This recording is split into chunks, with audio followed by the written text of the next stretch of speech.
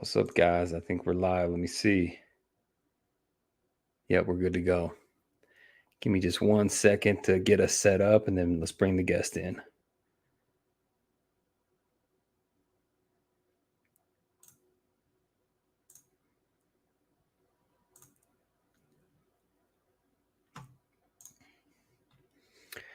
All right, guys, I think we're set. So this is the first episode of the Investors Collaborative, and there's no other person that I should have brought on than Mike, the investor. So we're bringing him on the channel. We're going to talk about just the DeFi crypto space in general.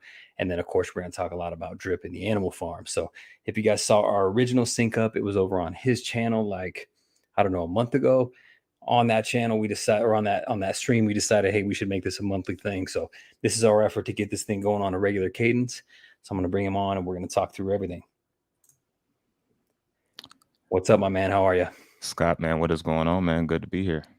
I'm doing great. Good to have you on. I'm glad we're getting our monthly cadence down and getting everything rolling. Yeah, man. Likewise. Like you said, the investors collab, man. I like the ring of that. Yeah, it's got a nice vibe to it. I figure I'll try to I don't know, do a monthly thing where I bring a few people on, but you got to be the first since we set this up, and then every other month I'll go on your channel and we'll hang out and talk about the good stuff. It seems like we're just about to be at a point where about every month something's going to get launched. So we should have fresh content to talk about every time we sync up. Definitely. And so, man, I mean, we got really a lot to cover. And I'm also curious as well, just to kind of see how the community's feeling. Because I think the community is excited, but I think it's kind of a calm excitement. It's kind of what I've been feeling. What do you think about that? Yeah, I think the same. I think everybody is, everybody's just kind of cautiously optimistic, right? We've had a lot of starts and stops in the drip ecosystem. And so I think people want to get super excited. But I know even a couple of times for me, and I know some of the people like in the private group, they get super pumped when everything's like about to go. And then if we have an issue or two, it's kind of a letdown. So I think everyone's protecting themselves and slowly getting a little excited about it, but trying not to be too excited. We know that the October 18th date is a little over 2 weeks away. And so it's I think everyone's just kind of crossing their fingers and trying to gather their dry powder and figure out what they want to invest in. But it's just starting to come together slowly. Yeah, for sure. So we got about less than 3 weeks now. October 18th, it's the 30th last day of September. Tomorrow's first day of October. And today, right before I hopped on the stream, I was looking at the contract balance for the Drip Garden. And it started to kind of rise back up a little bit because it got down to like 511 LPs. It's back up to 513 LPs. So I said, interesting, because I think you've mentioned it before, a few other influencers, and I've mentioned it as well in a previous video, that we can kind of see and understand seeing a small drop in the garden before the farms open, because people want to get prepared for the farms and the pools from those LPs, which why people will pull out. So I think that's somewhat probably of what we have seen. Yeah, I think so too. And for me personally, I mean, that's what I've been doing. So I've been actually on my pretty much every other day. I'll claim like a half a day somewhere in there. When it's been dipping down a little bit lower, I've DCA'd once or twice in there just to boost it back up. So I've kind of been trying to play the game in the garden, and I'm learning more about it as I go. That it's a weird thought process, but with the way the decay works, sometimes it makes sense to throw in a little extra capital and get your LPs and everything in your production boosted up, even though you have the intention of taking that out later. So it's like you kind of got to add gas to the car to get it from point A to point B. And even though it's counterintuitive to put money into an investment just to take it back out or vice versa.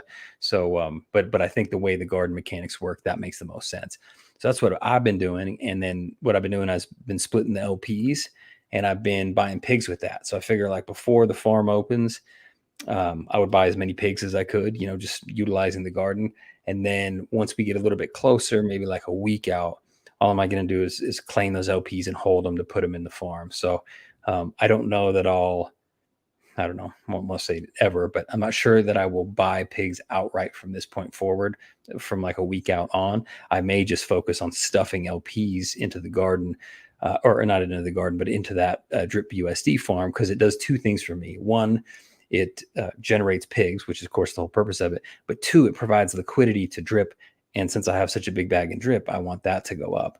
So for me, it almost makes more sense for me to farm pigs and stuff my money in there than it does for me if I got like $1,000 of extra capital to just buy the pigs outright, because I can kind of double dip by utilizing the farm to generate those pigs and then provide liquidity on the other end. Yeah, yeah. And I want to go back to what you said at the beginning. And it's funny you say that because I've been watching how you've been kind of taking snapshots of you pulling out and how much the decay has gotten you on your garden. Mm-hmm. And I watched a video, I believe it was yesterday. And one thing he was doing the same thing you just mentioned. And I really think that's some alpha.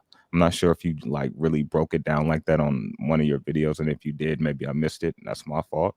But kind of how you talked about it's a weird mindset, but how you have to technically say, for example, today, instead of compounding, I claim, but I use that money to buy back into the garden. And the reason why that's beneficial is because of how the decay works over time. It's set that way to give new investors the same amount of buying power.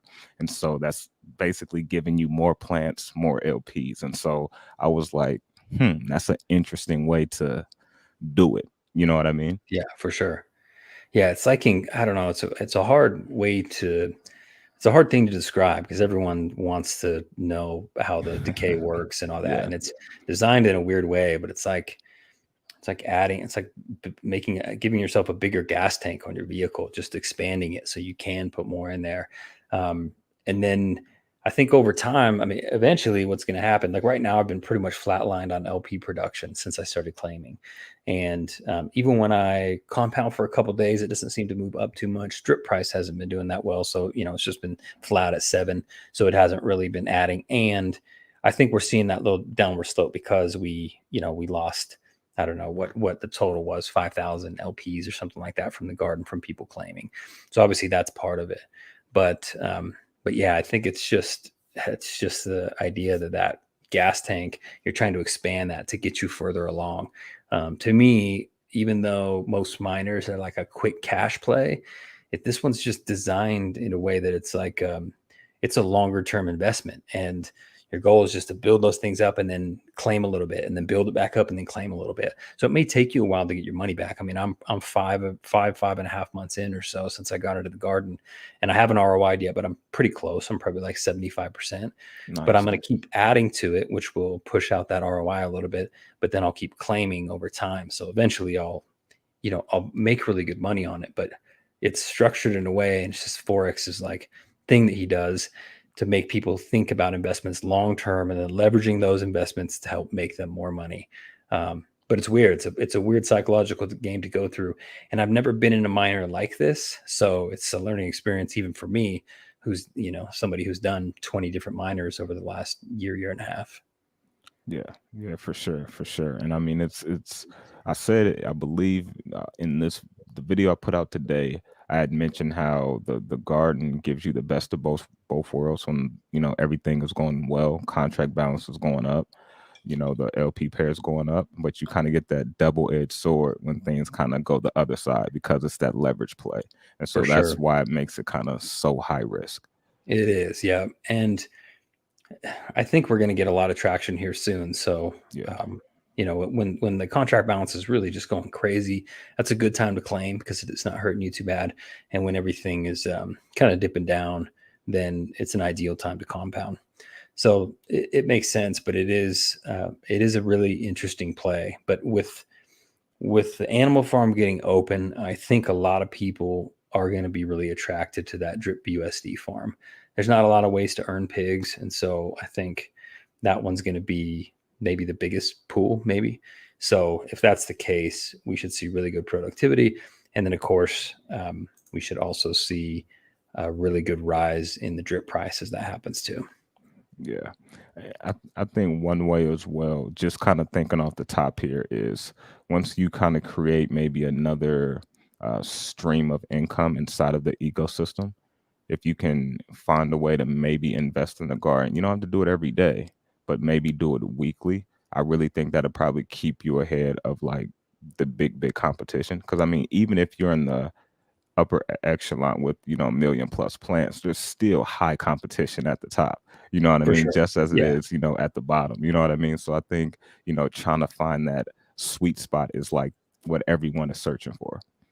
Yeah, I wonder what that is too. Like, I wish that I was even a little better at this, but to build out some financial models, because it'd be interesting if you're doing like a 5 and 2 in in your drip faucet, and you took one of those claims and mashed it together, sold half of it, and then created the BUSD LP token and put that into the garden, therefore generating you more drip later, and then you could keep one of those claims for yourself. If that weekly injection of your own drip would add liquidity, and so it wouldn't really ultimately affect the drip price too much, but then be producing you drip on a regular basis.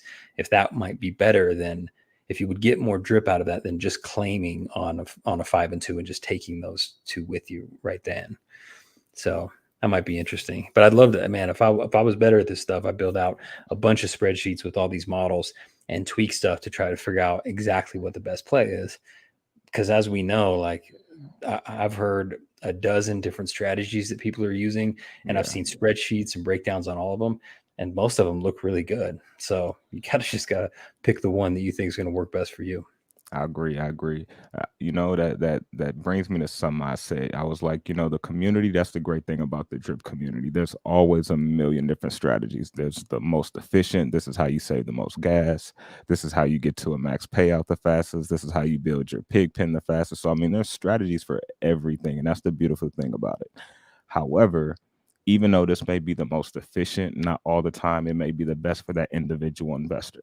You know what I mean? So I'm going to Yeah. give a brief example. So say for example you have someone that's in the faucet, right? And typically most of the community from an efficiency standpoint, if you have less than 100 in the faucet, typically they're going to say, hey, wait till you get at least one drip or do it every other day and compound to save on gas, which they're not wrong in saying that.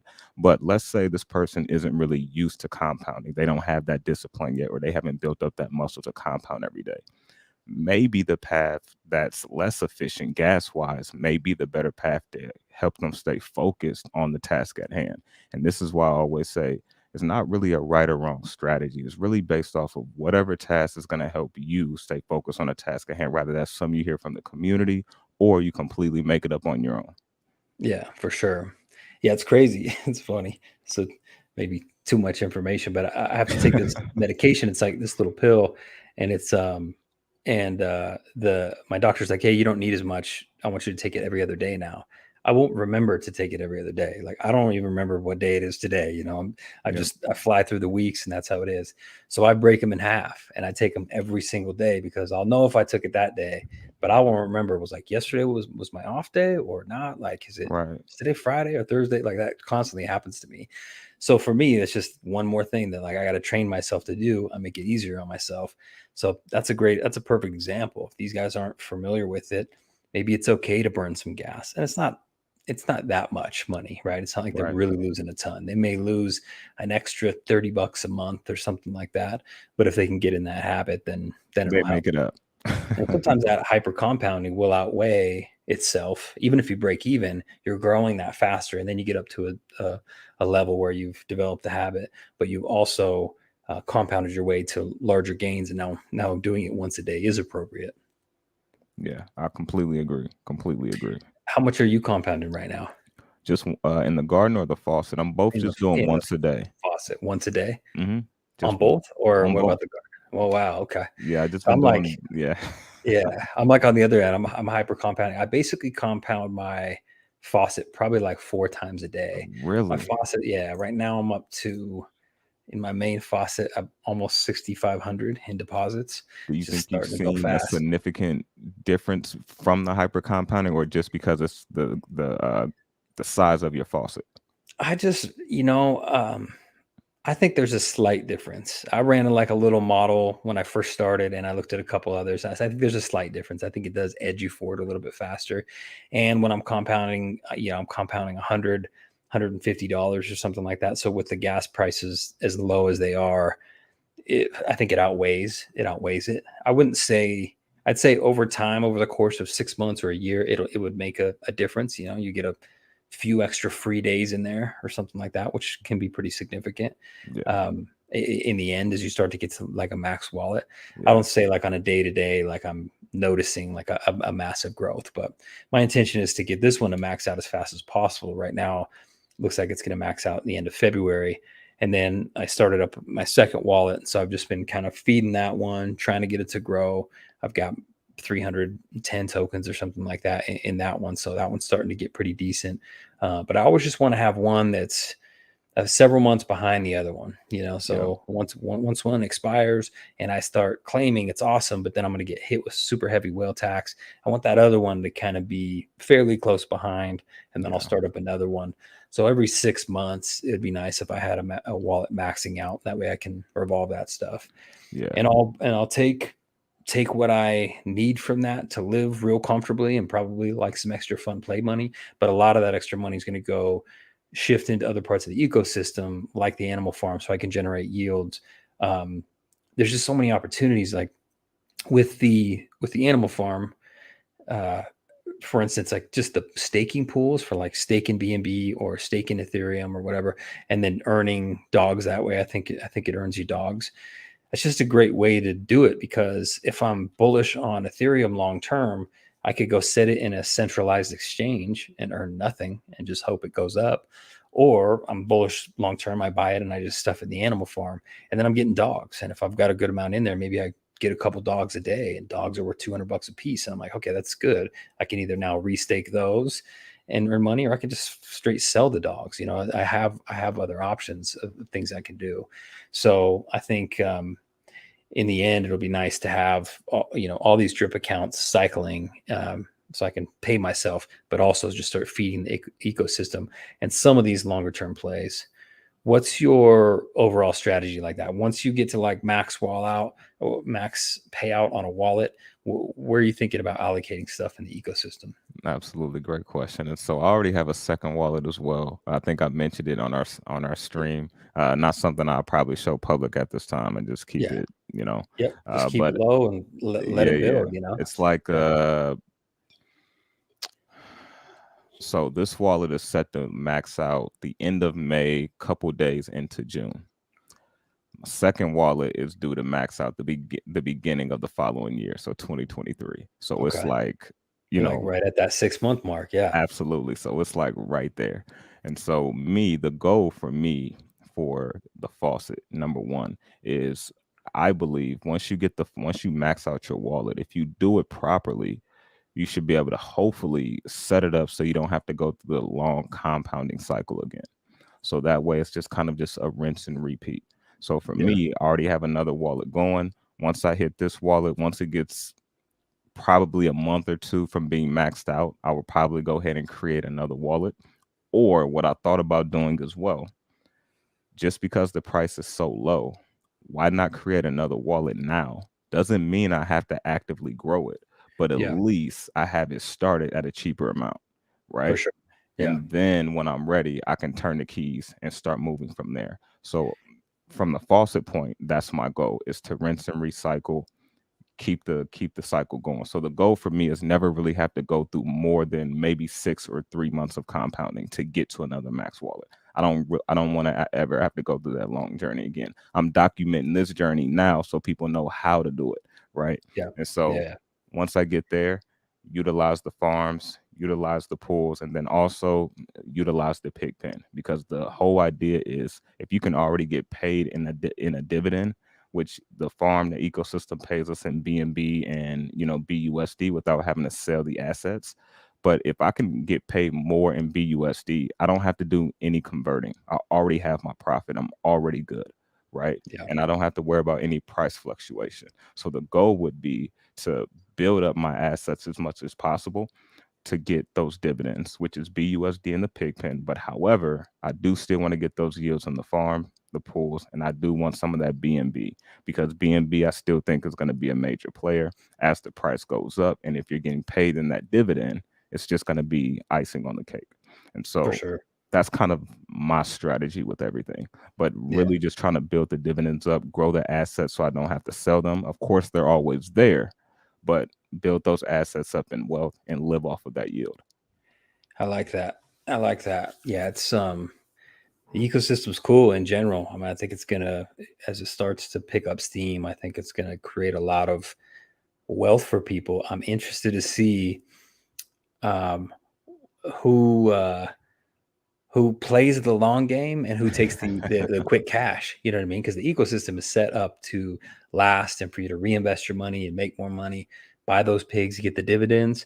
I'm interested to see what people are in the faucet right now and just are planning to get to max wallet, or as soon as they see high prices, they're just going to claim and they're going to bite the hand that feeds them. You know what I mean? Yeah. I think that's so common in other things. People have a good business deal with somebody and they'll burn that relationship for $1,000 when they could have made $1 million together, nonstop.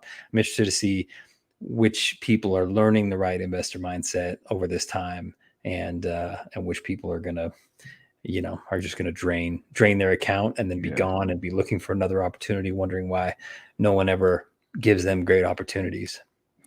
And I also think as well, a lot of it's going to be on like the education that's been put out there publicly, right? Because believe it or not, people that's kind of showing their journey rather than saying, hey, do this, or hey, I'm just showing you what I'm doing, don't listen to me. People are still looking at, okay, this works, this doesn't work, right? And so if someone can go out there like right now, we know maxing out a drip wallet works. Why do we know that? Not just from belief and research, but seeing is believing from other Yep. wells in the system. Ray From this Barter, guy right Stunner. here, you see, I just threw stunners up. Yep. Man, Stunner in the building. What's up, brother? And so I haven't even looked at the chat, man. I just been Yeah. zoomed in. But Stunner, but speaking of Stunner, man, like people like him, you know what I mean? He showed us before he made his maxed out wallet, he was going through the same journey I'm doing right now and you're doing, showing his journey, documenting it, right? Showing people how to do it. So now he's in the position to show people, hey, this is what whales do. This is how good whales operate in the ecosystem. And so now for the people that's a part of my community and part of your community, we're showing them, hey, this is how you grow your wealth with this ecosystem, with compounding. And so when you look at all of that, and when you kind of look at the long-term game, I think a lot of it's going to be on education. How much are people like us showing now what to actually do with that wealth when the ecosystem is fully running? Are we showing, hey, this is what to do with the farms, this is what to do with the pools, the dog pound, the piggy bank, the pig pen? Yes, we have that now, but when it's fully operating, when you can take that drip and fully move it to somewhere else, right?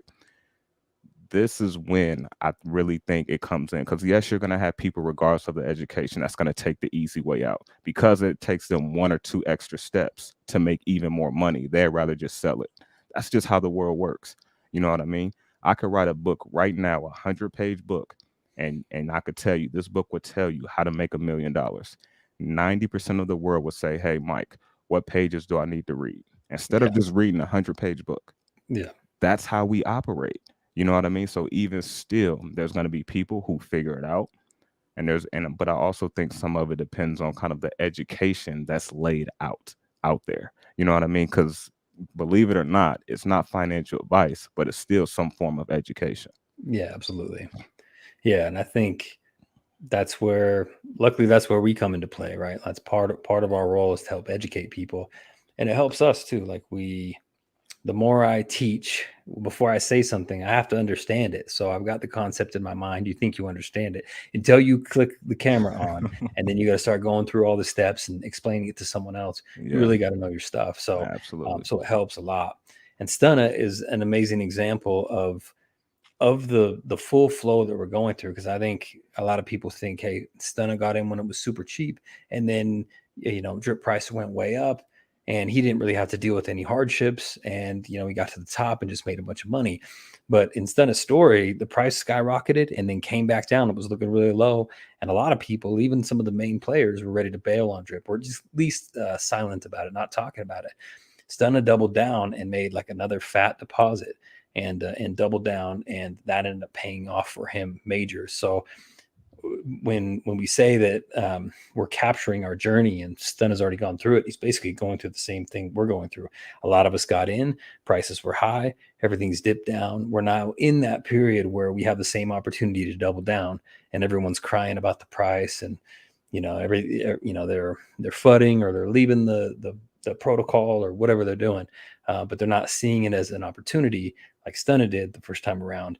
That's why he became a whale. And then of course he's got a lot of good lessons for us. Plus his stuff's funny. I honestly think I could probably, I won't do it on the stream right now, but I could probably do his entire intro just by heart because I watch his videos pretty much every morning. And so I got the whole thing in my mind. I bet you do too. Yeah. Hey, and speaking of Stunner, since we giving him his flowers, man, hey, I was kind of bummed, man, when I seen his community post when he was like, no video of the guys at the airport. Yeah, I was like, damn, no Stunner video today. Right. Yeah, it's unusual. We just want to make sure everything's okay with him. Yeah. He's got to travel though. He's living the good life. I'm always seeing him out doing stuff. I think he went to like Disney World not too long back and all that. So it's good for him. I think ultimately we all have a goal, just the ultimate goal when you create wealth, once you're mature enough to realize what that really means, is just being able to spend that time with the family or go on those little vacations and not think about work and all that. I mean, it's awesome. So it's good to see him out there living the good life. And I know some of the original OGs are also in that same position where they're able to do more things. I mean, look at Brandon, Drip Guide. You know, he's living down in Puerto Rico, moved his life there, and it seems like he's living the good life. He gets on every week, I think twice a week, to do his streams to help people get onboarded. It seems like overall his happiness level is probably way above where it was when he was just living in corporate America. Yeah, I would agree. I would agree. I mean, overall for me, like when I left corporate America last year, April, 2021.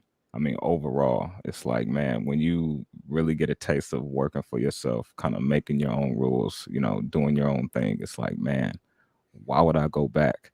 I would Yeah, rather, you know, struggle a little bit before working for someone else again. You know what I yeah, mean? Because it's I like do for sure. you know the game now.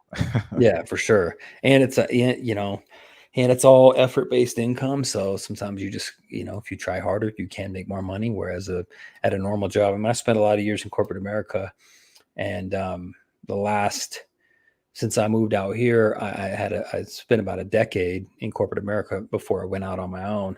And man, I was just grinding all the time. But I knew that if I worked so hard that I would get all these extra opportunities. And I did get some, but not to the level of my work effort. So in the end, there's parts of it that I would say weren't worth it, that I would go back and change a little bit. But it taught me a lot of lessons, and it helps me now because I know what it feels like to be on the other side. Now I'm over on this side doing my own thing for the last 2.5 years, and I can just work really hard when I need to work really hard. If I need a break, a mental break, I can just take that break. And so once you try out the other side and see how the other side lives, and like over in the entrepreneurship world, it definitely changes things. You don't want to work for people. You don't want to put up with stuff that you normally would have to, office politics and all that stuff. So not having to deal with that is nice. Plenty of challenges being an entrepreneur. It's Oh not my for everybody gosh, for man, sure. definitely. But yeah, I'm hoping that with all the lessons that we've learned as we start to get wealthier in the crypto space, that you know we can branch out, be a little less stress free. And since we're already educators, we can help people go through the process of, I was down here, then I got to that mid level, which is, where we're at now. And then once we got really wealthy, here's how we leverage that. Here's what we did with our time. We've had some downtime in the drip community, I guess, a little bit with the pauses and everything. So I've been trying to do a little bit more mindset videos to try to help people understand like what those processes are, what they should do when they actually get the money, and give them some different lessons that they're not getting too many other places. It's real specific. Here's how you make the money, but it doesn't tell you how to think about it once you get there. And trying to do a little bit more of that, because I mentioned on a recent video, something like 80% of lottery winners go broke within 5 years. And you think that you're going to get rich on drip and then you're not going to go broke within 5 years if you don't learn the lessons on how to actually apply the knowledge and everything. It's going to happen to a lot of people in here. A lot of people are going to make a bunch of money. They're going to go buy a bunch of nonsense, and then they won't have any additional startup capital, or this opportunity won't be here in the future. And they're going to be starting over and wondering why no one ever gives them a chance. I think people need to realize like that statistic is it's not just for lottery winners specifically. It's anyone who gets money. So if easy come, easy go. So if they get a bunch of cash in the drip system and they haven't learned those good behaviors, they're going to lose it just as fast. So watch the mindset videos, like those. Don't just watch all the hype videos of everyone saying the price is going to go to 5,000. Sometimes you got to think, okay, once I get the bag, what am I going to do with it? And a lot of that is like, how am I going to spend my time? Like what, because time's the only thing I can't get back. So what am I going to do with my wealth? Because buying a yacht and going to Ibiza all the time isn't real life for most people. And it doesn't, you really want to spend more time with your kids, your family. You want to take your grandma on that vacation that she never got to go on. You want all that stuff. That's much more gratifying than just blowing your money on everything. Yeah, yeah. And we always hear, the manifestation thing and the positive thinking, and you gotta move and think like a millionaire before you become one. But I mean, to take it one step further, I mean, millionaires who keep their millions have financial literacy. There's a lot of people who saw high six figures, saw $1 million and don't have it again, because they didn't have that financial literacy. So I definitely think that's most important. And I think right now, while the crypto market is at its, less noisiest, right? It's more quiet. Of course, you still got news and things of that nature, but it's nothing like a bull market, right? Or when things have just left a bull market or leading up to a bull market, rather. This is the time to educate yourself more, you know what I mean, on whatever Yep. industry in crypto that you want to be more focused on. If it's DeFi, if it's NFTs, if it's just, whatever it may be, this is the time to do it. Yeah. You know what I mean? Like, Not only seriously. is it the time, but it is actually the perfect time. It may align. So if you get yourself in a mindset where you can understand the financial game and financial literacy, and drip does work out and you make really good money, we're probably going to be still real close, if not totally, in a global recession. And that is the absolute best time to get rich because assets are on sale. People are underwater. They need to sell their businesses for 50% off. You can pick that up, resell it again in 5 years and make a massive income. You can do that with real estate. If we see certain markets take a massive hit in real estate, that's the time to make money. When everyone's like, oh, I'm not touching real estate because prices are down 50%. That's when the rich people go, perfect time to buy. So if this aligns and you've educated yourself over the last 6 months and for the next 6 months, you hit your maxed out wallet. Now you have a ton of money and you need to figure out what to do with it. If we're in this global recession and we're having, even if just certain sectors are down, that's the opportune time to go purchase undervalued assets in that sector. And then you can get really rich. So that's the game. Like you should never really be a one trick pony. Everybody uses their leverage to make other investments. So you make a bunch of money in drip. And I know one guy, he's like thinking about investing in a cannabis farm because he's made good money on drip. So that may be a really good play for him. And he's a real conservative guy. So he's got that going on. And then he's got other things that he's doing, other investments. So he's branching out and putting a few different eggs in different baskets. And he's doing that just by leveraging the DeFi space. So people who are diligent right now and learning to be financially literate during this next wave, maybe over this next 12 to 18 months, that could end up setting them up for like generational wealth. I agree. I agree 100%. Man, there was some I was going to mention. Hopefully it comes back to me. But there was some you said that triggered a thought of mine. Hopefully it comes back. That's probably But a good one. Hopefully it comes back. but when we talk about just, the power of drip, you're what, 5 months away now from a max payout. I'm 8 months away from max payout or less, if we add more to it. And Yep. so I really think we were kind of talking off camera, like we're kind of in a sweet spot, right? Because we haven't seen that pump. And in my opinion, I don't have a price prediction, but I believe there's too much utility. There's too much in the pipeline for us not to be at a higher price in the future. I mean, Yeah. that's just my opinion. And so, with that being said, I think it's wise for people, that's in this accumulation phase, if you can, everyone's strategy is different, to grow your bag, because I've been showing the power of what compounding does for your average cost. Not that it really truly matters like that in drip, but it's nice to at least know the details and know where you are as an individual investor. And so when you look at how much you're going to be at, even if the price hasn't pumped that much at a max payout, you're technically lowering your risk more as you get closer to that max payout. You know Totally. what I mean? And Yeah. so, I mean, that's a good way to look at it. I was actually looking at mine the other day on that dripnetwork.ca site, which is a fantastic tool to use. But I was looking at one of my wallets, at my main wallet, because my original purchase, I want to say, was like 156 drip or something like that, right? I went in and then I DCA'd a few more times, to where I was about, like I said, I think I told you I was like maybe 10 grand in, right at that point. But I was even buying up to like 150, and then I DCA'd all the way down, and I bought another. After my like initial lump sum purchase in that first 2 weeks, I bought another 350 drip tokens since then. And so just bringing my average dollar cost down. So I think that's the key that people aren't understanding. If you still believe in the system, you realize there's just a delay in, it mooning. And so why not take this opportunity to DCA in a little bit? Everyone's financial situation is different, but most people could probably pick up, 3, 4 drip a week and be fine and add it to the bag. And that would just help bring their average cost down.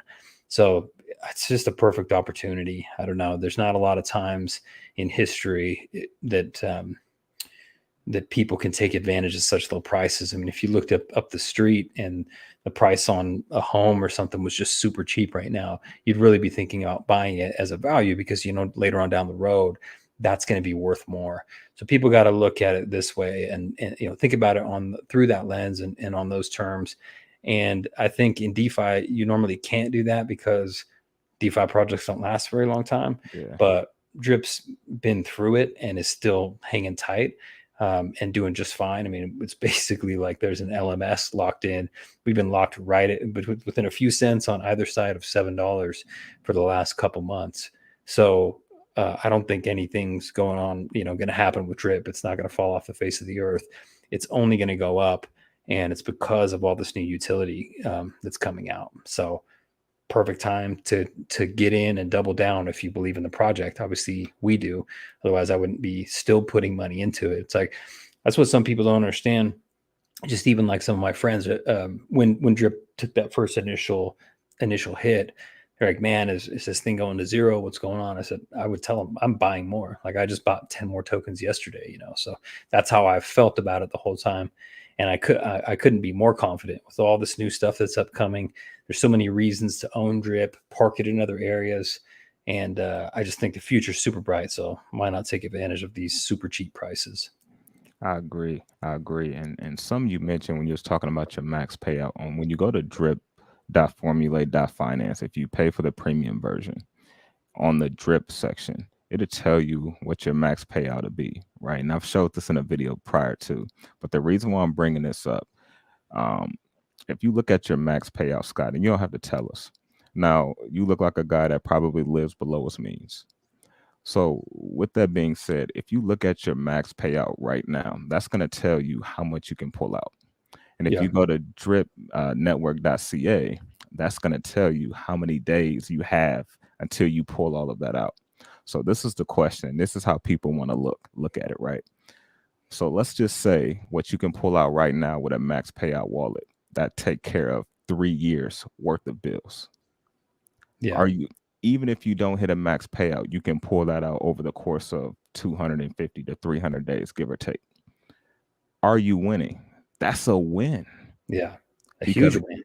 exactly, because even in the course of pulling that out, start another wallet and use that one to compound if you still believe in the system, and use the other one to set your security blanket. But people don't look at it this way. Like, I mean, there's so many ways to truly set yourself up, but you got to have that financial literacy. You got to live below your means.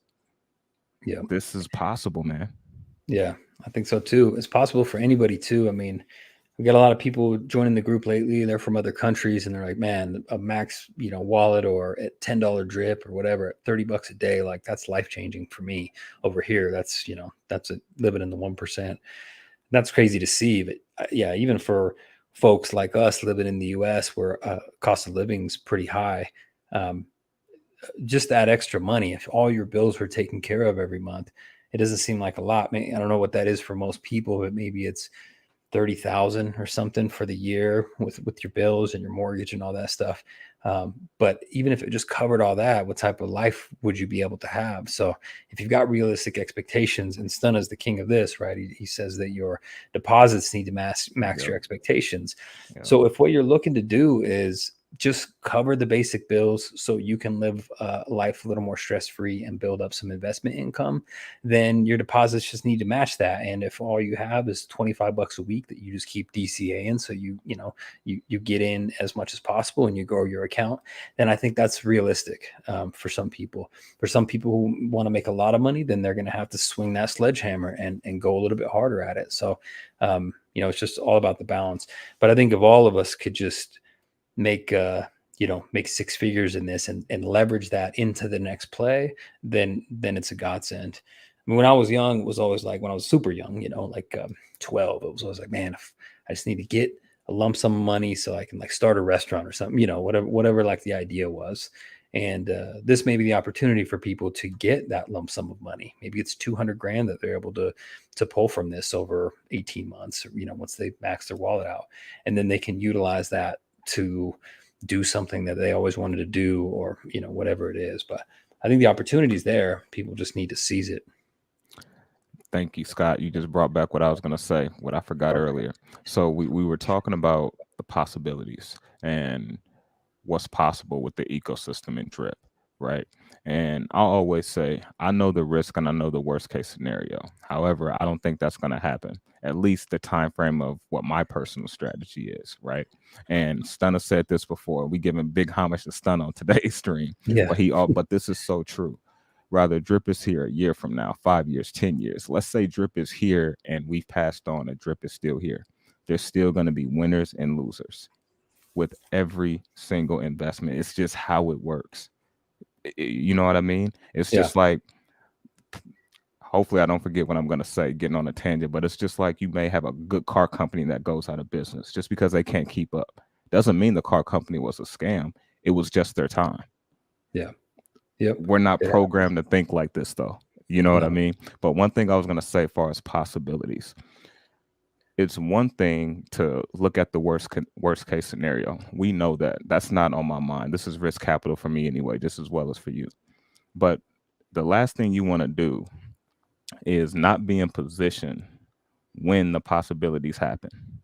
Like, there's people that see the life-changing stories of passive income, people making it in Drip, and they want to get in off of emotion, which is good. But also, when you come back to reality, why do you really want to get in? If you're not going to compound every day or utilize the system, don't waste your time or money. You know what I mean? So if you're not going to put yourself in position, why even do it? And so if you're in Drip and you're compounding, you want to have strategies. You want to know where you're going to be at the end of the year, at this date, before you hit a max payout at this price. Because if Drip goes crazy in price before your max payout, best believe Scott's probably going to take some profits. That will be wise. Drip goes crazy before my max payout, I will be crazy not to take profits. But we're compounding and accumulating now. So if and when Drip does take off, we already have a nice size bag. So even that we don't have a maxed out wallet, we can still make some good money because we've compounded enough. And that's putting yourself in position for any possible possibility. Yeah, there's a phrase that actually came from our workplace that was prepare today for tomorrow's opportunities.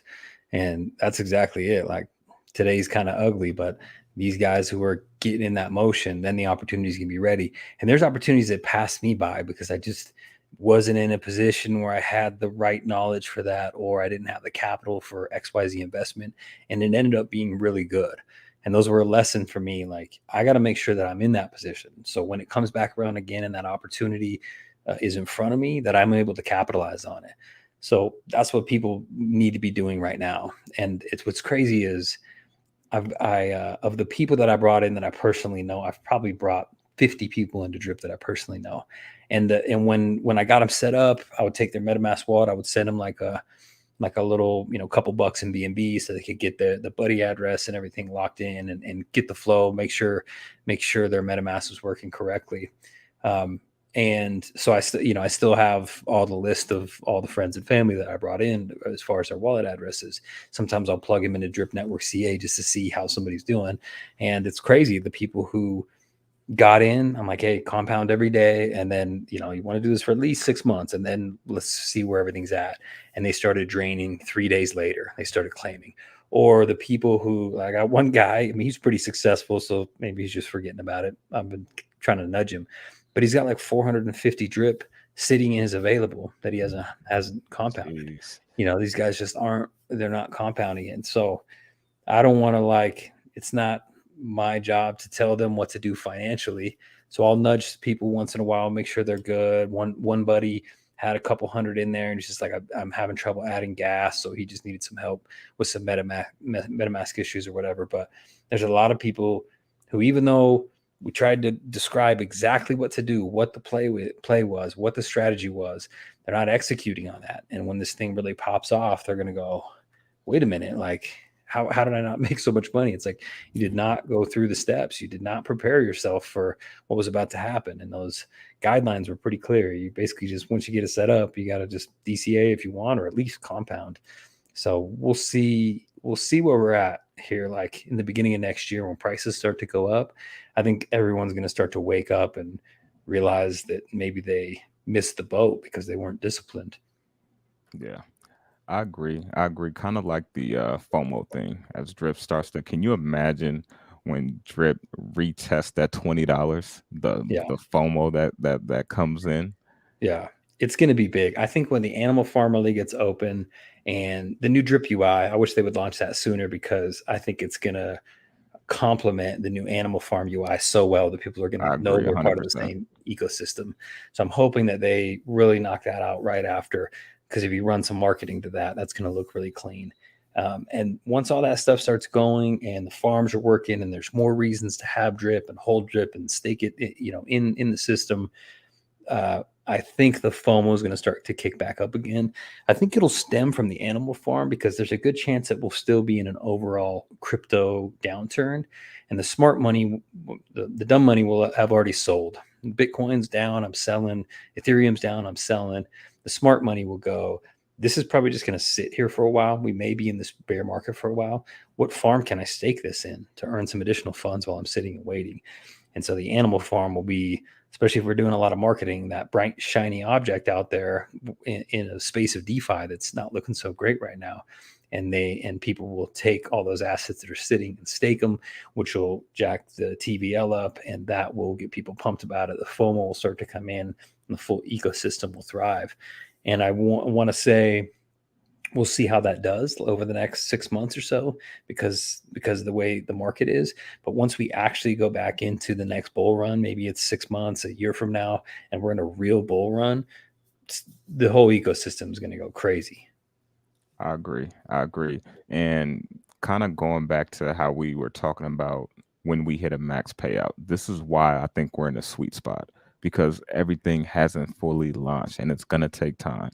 Scratchies, in my opinion, is supposed to come out at the end of this year, maybe. May get pushed back to 2023.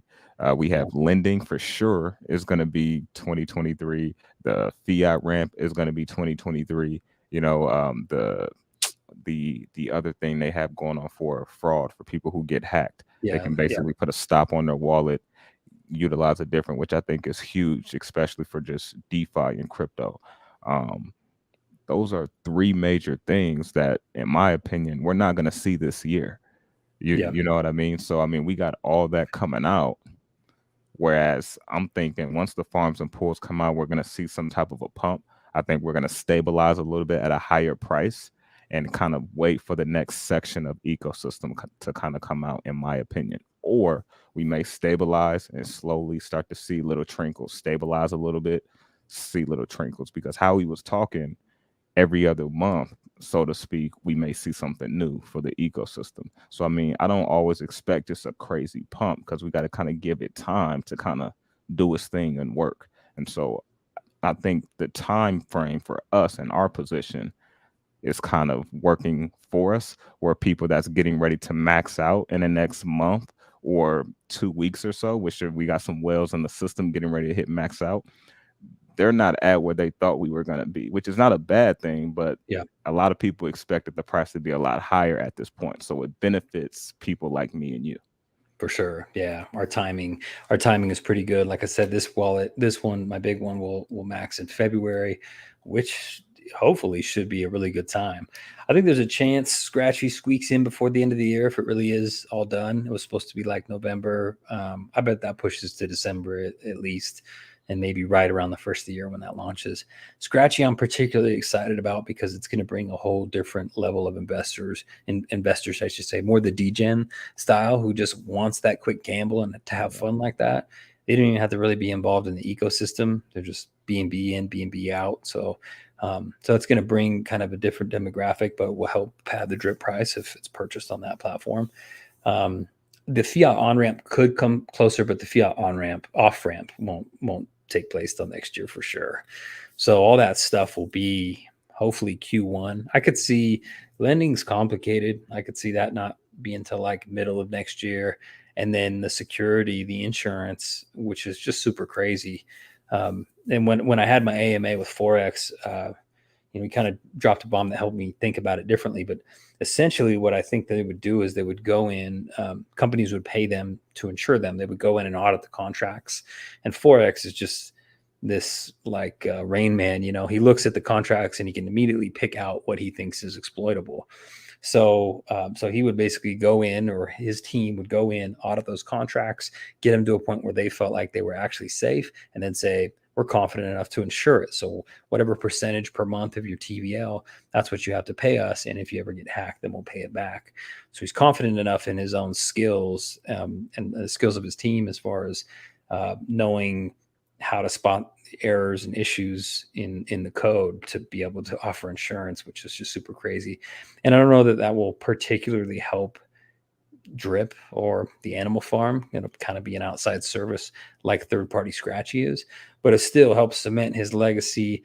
And it's just another avenue for other people to see our products, because maybe you're involved in a DeFi platform. You notice that it's protected by, Forex's insurance program. You go to his ecosystem and now you've captured a new customer. I agree. It's pretty interesting. We still got a lot of new developments that are going to come out. I'm interested to see how strong we finish the rest of the year, right? We got 3 months left. It's been basically turmoil since January 1st. We had a peak mid-January, I think, late January, around the 26th, I believe. And then it's pretty much been straight downhill since then. A lot of challenges, global market, recession. We're in a pseudo war with Russia. There's just been a million different things that have happened over the last 9 months that aren't beneficial for the crypto market, but we're still hanging in here. So if we do release some things that are real strong, I'm interested to see how fast this thing could shoot up, because I've seen it shoot up really fast before. I mean, when I got in, my first purchase was around 50, and within like a month it was at 197. So it can go up real fast when it goes up. I'm interested to see how quick some good press and us really being fully functional could shoot up the price to 25, 50, how quickly we could get up there and find a new floor above, 25, 30. Yeah. Yeah. And honestly, I mean, even if we found a floor, and some people may not want to hear this, but even if you found a floor at 15 to 20, it's still substantial at a maxed out wallet. $20, that's about what I think I did it in my video. 20 let me see what it is. Yeah, I think it's like 4K a day, a little bit over that even after the tax. So yeah, it's crazy. So I mean, if you take 4K times 250 days, let's say you're able to pull that out, 4K 250 days, that's $1 million, man, just on a $20 drip. Right. Yeah. So it doesn't have to be super high to be really beneficial. Even at a $7 maxed out wallet is solid. You claim 2 to 3 days a week, you live a lavish lifestyle, and then you use the other claims to feed your next wallet. So it's coming behind. That way, if the price ever goes up, then you really get benefited. I mean, if you're in now and you're disciplined and you realize like I may not really gain from this a ton for 18 more months, then you'll probably be in really good shape if you got realistic expectations about the time frame, you know. So I just think people need to figure out what their realistic path is and then follow that. But yeah, I would love to see $100 drip, but I'm also going to be in really good shape if drip is $10 around the first of the year. You know what I mean? So Yeah, it's the power of compounding. for sure. I think 45 to 50 is a nice sweet spot because Yeah. I think you can really make a million quickly in like 100 days or less. Yeah. You know what Yeah. I mean? So I mean For sure. that's the ticket. I'd love to see a new all-time high, and I think some point we'll hit it. But yeah, that $50 drip-ish area would be fantastic for a lot of people because half the people, maybe not half, maybe about a third of the people who've got into drip, the last third, got it at a pretty good price. And so if Yeah. they've been compounding, they're in really good shape.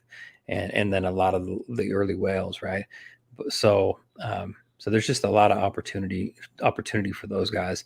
And the longer it just hangs out here and people are patient and aren't pulling, trying to sell $7 drip, it's just going to compound up. That's the thing that sometimes I wonder if people understand, like whether the price is 500 today or 7 today, if you're not selling, it doesn't matter. You're just compounding.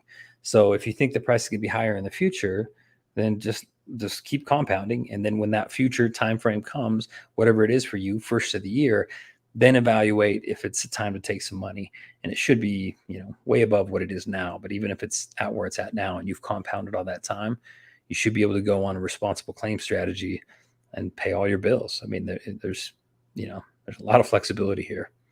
Yeah, and I think that kind of just shows, the people, and some people truly need that income. Some people are just honestly claiming the claim. I ain't gonna, Yeah, name no yeah, YouTubers. I for can't sure. think of any off, but I've seen some random videos where Yeah, they're just claiming, and it's like, I mean, that yeah, everyone's in their right to do that, but it's like, but if you know what you had, you wouldn't do it. You know what I mean? So it's like you would wait. Why would you claim 40, $50? I mean, unless that's what you need. I mean, if you need that, cool. But I yeah, guess a lot of people in DeFi, we're talking from a risk capital standpoint. So we're saying, hey, if you're putting risk capital in this, you shouldn't be claiming a few dollars anyway. We got something bigger coming. You know what I mean? And that's kind yeah, of how a lot of people kind of look at it. Whereas I think the DeFi people, in some ways, I think is kind of a step up when it comes to financial literacy compared to the average crypto investor, because the average crypto investor is going to say DeFi is too risky, right? yeah, Or it's a for sure. scam, or it's this. You know what I mean? You have to actually go through a lot of different loopholes to really learn DeFi. Whereas crypto, you don't really have to do anything. You can buy an exchange just like you can do a normal stock brokerage, and then you're good to go. So it's not Yeah. really like you're having to learn a ton. Whereas with DeFi, it's all on you. You know what I mean? Yeah, for sure. DeFi, there's a lot more education that has to take place for you to be able to understand it. With any cryptocurrency, like you said, jump on a centralized exchange. And like originally, some of my first purchases were back when Coinbase first launched, and Same. you're able to buy that stuff. Now there's 10 different platforms you can buy on, Kraken, just everything, and you can pick up. Robinhood, I think you buy crypto on there. You can pick up stuff just super easy, super user friendly, but there's not a lot of education that you have to do with yourself. Because when I was originally buying cryptocurrency back in 2016, it was kind of challenging, and I was trying to get other little obscure cryptocurrencies because I wanted the next one that was going to really pop off. It was hard. It took a lot more education. Now they make it readily available for everyone, and that learning curve's way down. DeFi is the opposite. DeFi is the early stage. So if you really want to try to understand your investments, even to get in, not even to understand the investments, there's a couple of hours of education. You got to set up your MetaMask wallet and get in and understand Yep. what great gas you need and what strategy you should use, all that initial stuff, like how often should I hydrate, all that really rudimentary stuff that we take for granted now is really challenging in the beginning. So all those people have to really spend some time educating themselves. And then if you want to really understand your investment, you got to spend a lot of time on it. There's parts of this ecosystem I don't fully understand, and I spend a lot of time making these videos and educational videos and digging into it. So yeah, it's a crazy world, but I think we're at the cutting edge. I think, people like you and I, and really anyone that's even in DeFi, it's wild because we're so early on.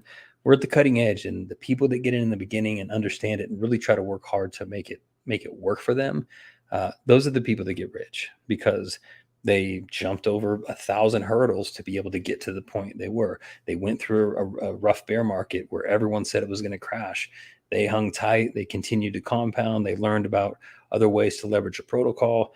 All that education that these people have done, you and me included, over the last year is what's going to pay off down the road and what makes us a little bit more calm, because DeFi is just going to be an up and down roller coaster. And in the end, we know, though, that there's a big payoff at the end of the road if we're patient. I agree. And I mean, that's kind of, I guess, like when you said earlier, you said, I wonder how many people are going to take the easy way out or just kind of claim out, once they get that money. And I think we're kind of seeing some of that action now with the people that maybe don't need the money, but they claim at a smaller amount or at a lower price. And I think we're going to see some of that same action as well as things, open up. But I'm curious to see how it opens up. I'm curious to see what strategies you show, other people show, like when it's really opened up and we're actually, all right, this is what I'm going to do with this and this is why. That's when things just becomes even more fun in the ecosystem and community. I'm super excited for that for two reasons. One, the plays, obviously, but then also the content. It's like we're documenting our journey, and when this new stuff comes out, we don't know it better than anyone else, right? We got to dig in and play with it, try it a couple times, make sure our transactions go through, and then we create a video on it, about how excited we are and what strategy we're going to use. And with the animal farm, gosh, there is 10, 20 different strategies you can use. Maybe the dogs is the dogs. Originally, when the animal farm was launched and there was pigs and dogs and everything, I didn't understand the value of dogs. Like it still didn't make sense to me. Besides having to own them to be able to get like better referral rewards and the piggy bank and all that stuff, I just didn't see like a major benefit. But now with this new added utility and the auto compounding pool, creating B&B, just that there's a whole nother aspect to that. Now it makes a lot more sense to me. So that's a new strategy for me. So I'm going to be stacking dogs in that auto compounding pool. I'm going to be stacking pigs. And then there's a lot of other ways to play it. Like I said, if I'm really killing it in my drip faucet, and I do think like Ethereum is going to be really good. I think BNB is going to be really good. Bitcoin over time is going to continue to go up. Why would I not want to jump in those big boy cryptocurrencies and stake those in the pools and then earn dogs? Like, there's so many ways to play it.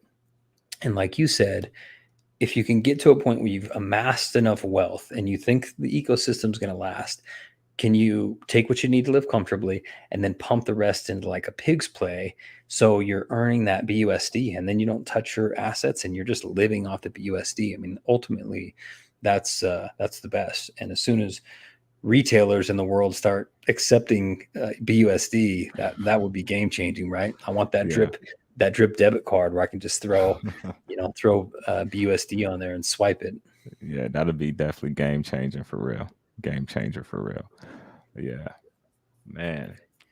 So how's the community feel, man? It seems like they've been in tune, but also been kind of having their own conversation among themselves, sure. which is always good, Yeah, absolutely. Yeah, I feel bad for ignoring a couple of these questions that have come in. We've been going off, but there's some good stuff in here. A lot of main players, a lot of the guys. Like I still can't thank the community enough for like how often they tune in. I mean, we got like 150 people on the stream right now.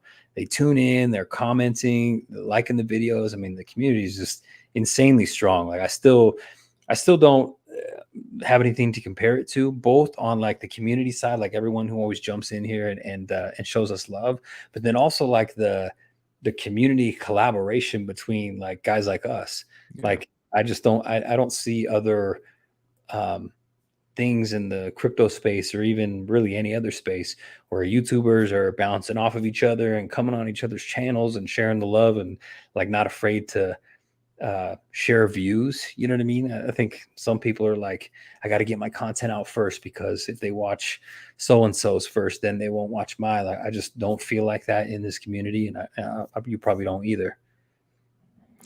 Honestly, man, I think we all put our content in a different way. You know what I mean? Like we could literally talk about the same thing, the same topic. Like, hey, I'm just only going to talk about the faucet today.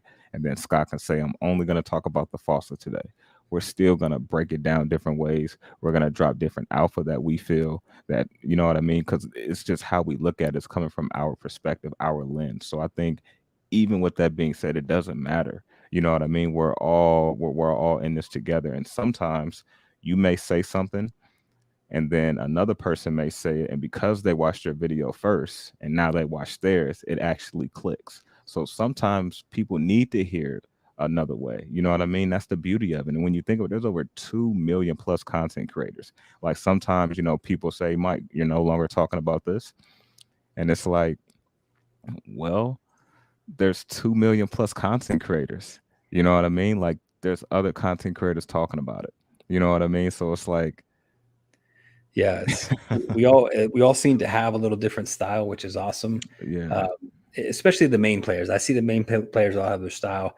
Some of the smaller guys when they're first getting started, like they're taking ideas from the main players and you know and trying to respin them until they get their own flow. But I also think that it's interesting because um, we talked about this last time, but depending on what stage you're at in the journey, like I originally talked when I did my videos, I would talk a lot about like my progression on my drip faucet, how high it was and all this and hitting milestones. I don't show that as much anymore. I always show it, but I just touch on it. Hey, I'm a 6,500 drip or whatever, because I don't think it's as relatable to the mass audience. Most of these guys are, you know, have between 100 and you know maybe 2,000 drip or whatever. They're a few months behind, and so I want it to be more relatable, so I don't spend as much time on that content. But some of these guys that are creating content, they're spinning it a different way because that's the point they are at in their journey, right? They've got 250 drip, they hit that milestone, they're super pumped, and so their community like identifies with that a little bit closer. There's nothing wrong. I'm super excited about like becoming, you know, a new drip whale here soon. But yeah, you know, it's just all part of the process. So my next lesson, obviously we're just telling our journey, you know, explaining our journey.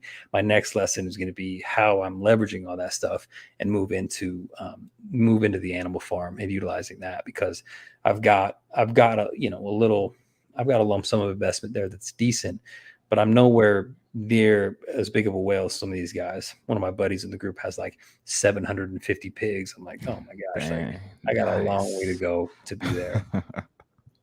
Nice, nice. And honestly, I should have grabbed pigs when it was $75, man. Yeah, I know. I know. I kind of regret not being able to buy more. I did buy like some chunks of some down in that range roughly, but not as much as I should have. I was probably still DCAing the drip. I don't know. But now we're up at 130 or something. I've been buying a little bit more. That's what I've been using. Like I said, my BUSD when I split the LP pairs from the garden, I've just been buying some additional pigs, trying to build that up as much as I can before farms go live, and I move everything over to utilizing the farm to generate pigs. Yeah, and for me, I'm just gonna more so put those LPs into the farms to earn pigs and use that way to, you know, to get pigs. Because essentially, if you're not in the garden, you have to buy LPs with capital if you're not already producing them passively. And Yep. so that's only going to help people that's in the garden. And as I'm in the garden myself, producing more LPs, I'm just going to take those and keep putting them in that farm until I get to a certain point. Then I would do something with those LPs and then Yeah. utilize something else. Because my goal is not to spread myself too thin throughout the ecosystem, but to become a whale in certain ones and then move into other ecosystems, which is why the main focus is the faucet, Yeah, then for sure. the garden a little bit. And then from there, you can start to utilize other things. And I think that's why I preach what I preach, is that you got to have your strongest position in the faucet first for a couple things. One, don't spread yourself too thin, have little pieces everywhere, because it's less meaningful for you. If you've got $100 spread out over 5 investments, it's just when you look at the investment, it's not that much. But if you got that all lumped together, it's a larger sum. You're more invested in that individual investment. So better to do that. And then also from an educational standpoint, like animal farm, yield farms, all that stuff, it's hard to understand exactly how all the mechanics work. Everyone's a little bit different. So just because you did a different one doesn't mean it's going to work the same over here. So I think that one of the easiest parts of the ecosystem to understand is definitely the faucet. It's very simple. You're always going to get paid your 1% per day. There's no decay factor. There's not all these extra elements that can be really challenging when you're just getting used to or just getting familiar with the DeFi space. So building a big bag there and then being able to leverage that's always my first recommendation. Some people say, hey, go heavy into the garden. I agree that if you understand the miner and you understand how it works and how to leverage it, that would be a good play. Like if you had $10,000 and really understood it, you could go into the garden alone and then utilize that drip that you're getting over to build your faucet. You could do that, but it's a much harder concept to understand. You'll be really concerned the decay. How come my LP value isn't XYZ? It's harder to do. So I recommend people utilizing the building blocks, getting that faucet under control, building a good position there, then starting to branch out and into other parts of the ecosystem, which is exactly what I did. I didn't even get into Animal Farm when it first launched because I wasn't seeing any really good videos on it, and it was confusing to me. And I'm like, I don't want to invest and then make a video on it if I don't get it. So I just did a lot of research for a while there, lagged behind a couple months, and then finally I'm like, it clicked. Now I understand it. And so that's how I like to do it. That's how I like to do my videos too. I like it for me to be able to have it click so I can explain it in the simplest terms possible. And sometimes it just takes me a little bit extra time to figure it out. Yeah, for sure. And that's like me. I got into the faucet in February. I didn't get into the garden until May, a few months after, till I was like, all right, Mhm. I get it. My faucet is kind of rocking and rolling, it's doing its thing. Let's kind of do a little bit of a leverage play now that I understand the ecosystem. I've researched Forex and watched a ton of videos. Like I was researching the ecosystem 2 months before I even got into it in February. You know what I Mhm. mean? And then I didn't get into the garden until May later on because I knew it was a higher risk, you know. What's if you're let's fast forward like a couple months and you're creating a new series of videos, what would that what's that going to look like for you? If you look into the future and think, hey, this is kind of what I want to work on, what are you seeing? Is this regarding drip or just kind of like in I general, think the whole ecosystem. whole Yeah. ecosystem? Or I even would, or even yeah, or even just your YouTube channel in general. The other stuff you want to cover, kind of what you want to blend your content into. I mean, more so it's just really trying to show people how to do it, right? I mean, I can't say this no better than what Stunner said, man. He said documentation beats conversation. And I mean, when you think about what we're doing, I mean, there's really only so many things futters or haters can say when you truly have the proof out there like we do. Oh, it's going to end someday. Oh, it's a scam. It's a Ponzi. Okay, what else can you say? We've already know none of that's, you know what I mean? We've already debunked all of that. So what else can someone say? You know, oh, no one can never max out their wallets. Well, there's over 300 maxed out wallets now. Oh, well, it's never going to make it to a year. It's going on 2 years now. You know what I mean? So it's always going to be something, right? And Yeah. so this is why you want to really educate yourself or you'll sell for any type of news that you hear. And so for me, I will more so focus on how to keep building passive income, how to utilize it, and more so kind of like what you've been talking about, the mindset, how to look at it. Do you know how much it takes for you to live off of for the year? Most people don't know that, man, which is mind boggling to me. Like, you don't know how much it takes to live off of for 12 months, for a full Yeah. year.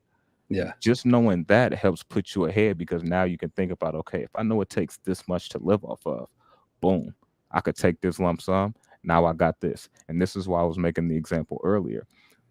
Let's say right now, let's say at the end of the year, I can pull out 3 to 4 years worth of bills. I know I can get more going to the max payout amount, but how life changing is having 3 to 4 years worth of bills paid off, knowing I still have another wallet plus other investments that now I can use those 3 to 4 years to build another business, to utilize whatever I choose.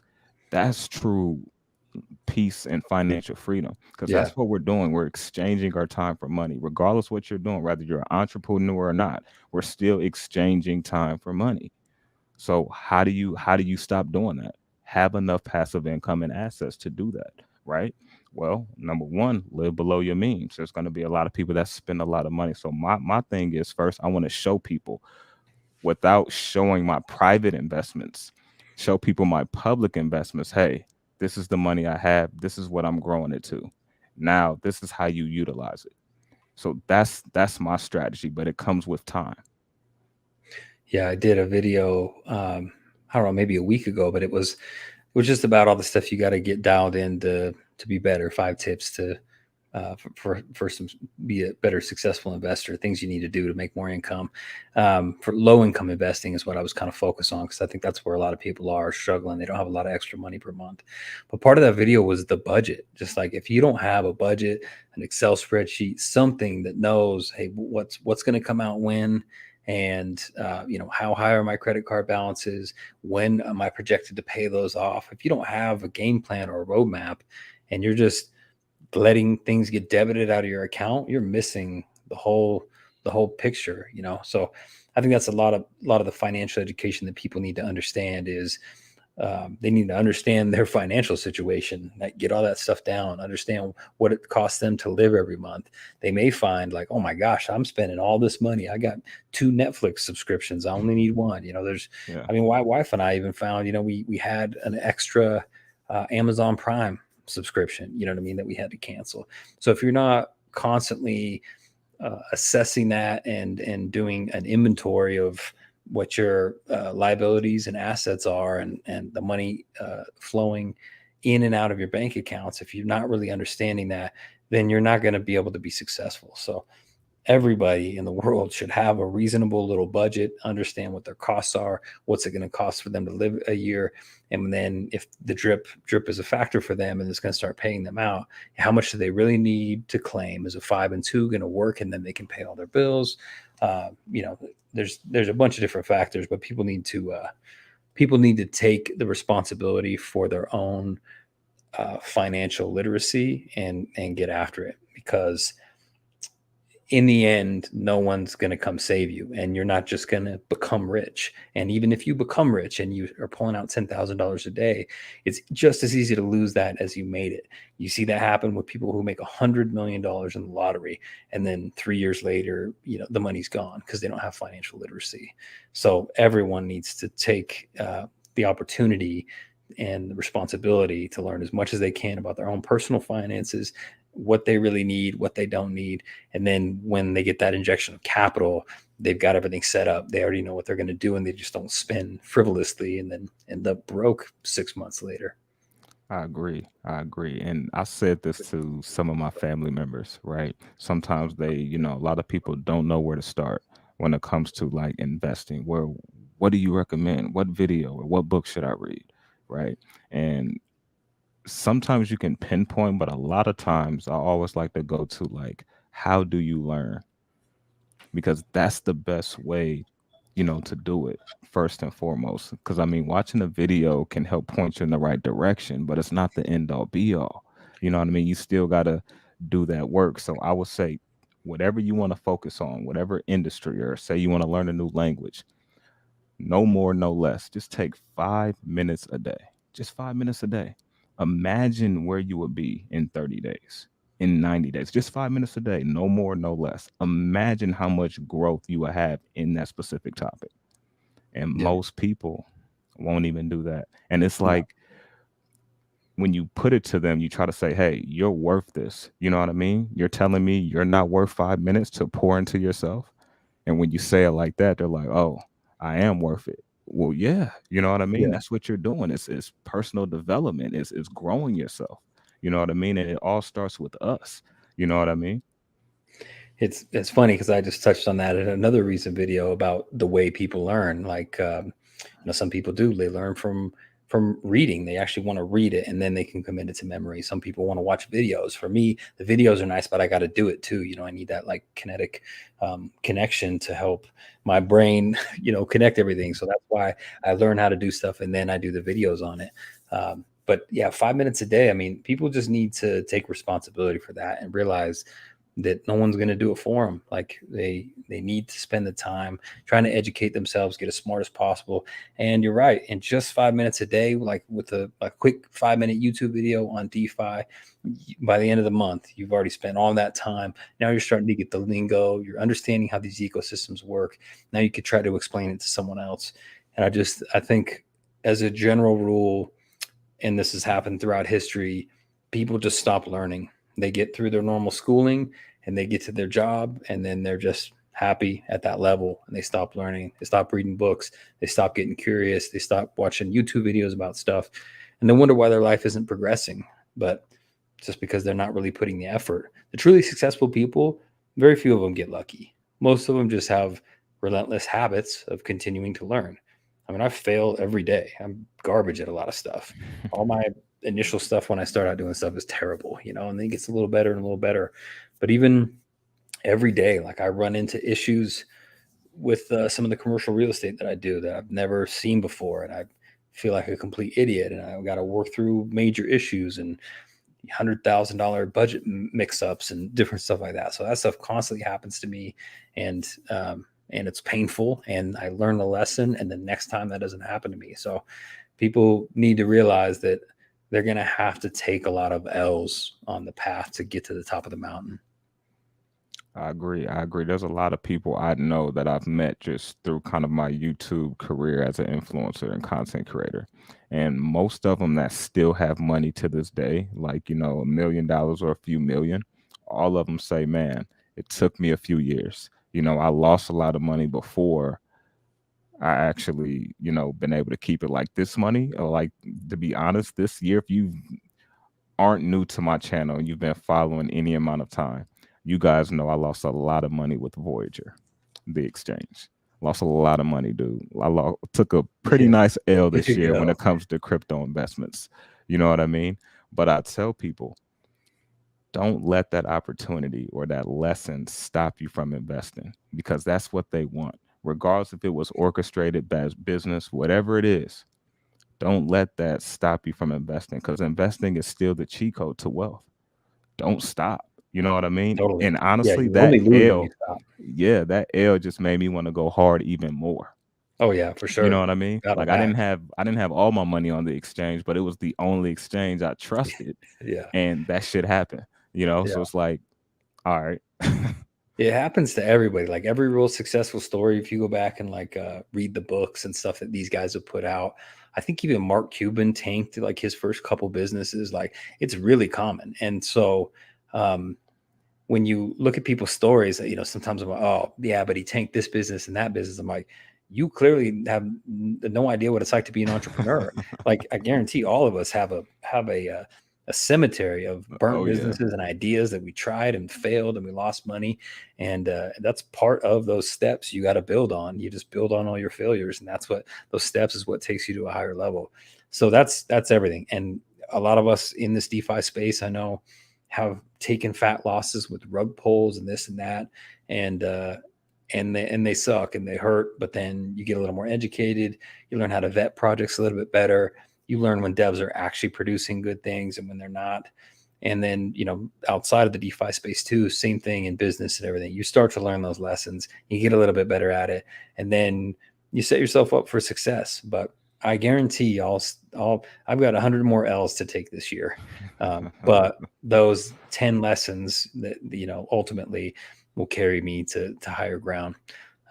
That's how it is. I've gotten so used to it. My entire life has been this roller coaster of, major losses and major wins. And once you realize that's just part of the journey, like, hey, you're going to take some fat L's sometimes, but those are going to be really good lessons. And the more painful the loss, the better the lesson. I mean, when they're super painful, they kill the pocketbook, or it's an emotional pain or whatever it is. When it really hurts, you remember it and you don't make those mistakes again. I agree. I completely agree. So man, we've been pumping for almost an hour and a half. We got any I community know. questions? I seen one question that I Yeah. thought was interesting, and I don't have an answer for it, but I do think it's interesting. Gabe C says, first things you two are gonna buy when your Let's throw it wallets up. are maxed. So the first thing I'm gonna do is have money in a stable coin, put money in a stable coin. I mean, that's just me personally. Because at the end of the day, we're all in this to make money. Yes, we love the tech, but let's just be real for a second. We're in this to make money. You know what I mean? That's why we're 100%. in this. You know what I mean? So make your money while you can. Yeah, for sure. Yeah, I would say first thing I'm going to buy, I don't know. It's tough because there'll be a few different things. I'm gonna buy my wife a vacation for sure, so I So can get her comfortable. But I would say outside of that, the first big thing that I'm gonna probably buy, like I'm gonna make sure that almost everything I buy is an asset, income producing asset, and then I'll live off that money. So what I'll probably first buy if I get a fat, chunk of cash that comes out of drip, it will probably be an Airbnb unit, a nice Airbnb unit, luxury Airbnb, and then I'll just live off of that income. So I want to make sure that even like there's a new BMW that I want that I'd like to buy, the SUV. okay, nice. But I don't want to just go buy that. I'd rather buy the Airbnb and then have my monthly note paid by the income from that property. So there's a few things like that. So to answer the question, everything that I purchase, which first large one's probably going to be like an Airbnb unit, but everything I'm going to try to purchase for the longest while is going to be income producing assets, and then I'll decide how much of that money that's coming in I want to spend on nonsense. Because ideally, it's like this. There's a million different ways to play it. I'm maybe going too deep here, but let's just say I want that BMW and I want it bad. As long as it's heavy enough, I can get that write off from the taxes as long as my business is making the money. Correct. So if I start up an Airbnb business and I buy a couple of Airbnb rentals and then I put my logo on the side of the BMW, then I Mhm. can pay for up to $100,000 of that tax free that I can claim against the business. So I can basically get the vehicle for free as long as I'm using it for work purposes. And if I'm going back and forth between my Airbnbs and using it for my real estate business to accumulate more, then I'm not paying for that. So all my stuff is just going to be leveraged to the future. I've learned a lot of lessons over the last decade about how to leverage the capital you're making through investments in your business and the tax write-offs and all that. And so the additional money will just give me more opportunity to actually use all the lessons that I've learned. Yeah, that's a great way to look at it. And kind of how I look at it, man, is you're at one level of financial status, rather it's a quarter mil, half a mil, $1 million. Well, me, I'm at one level. I want to get to that next level, so I never go back to the other level. Yeah, And for by sure. doing that, you still got to have some wealth, right? Like, yeah, you got to have those investments to keep paying you yield, but you still got to have that money that gets owed, if you will, if you For know what I sure. Yeah. mean. You know what I You mean? need And your so price floor to be up. Yeah. absolutely. So Yeah, I that's hear that kind of for sure. like where I'm at, but it's still doing other things as well, for the family, living life, but being able to live it on my terms and still live it as much as I want, right? And that's how you do it. But before that, I will make sure everything's in order, different businesses, money put up, security blanket set. Now let's go enjoy some of For sure. I can't figure out what I want to do when I grow up because I'm torn.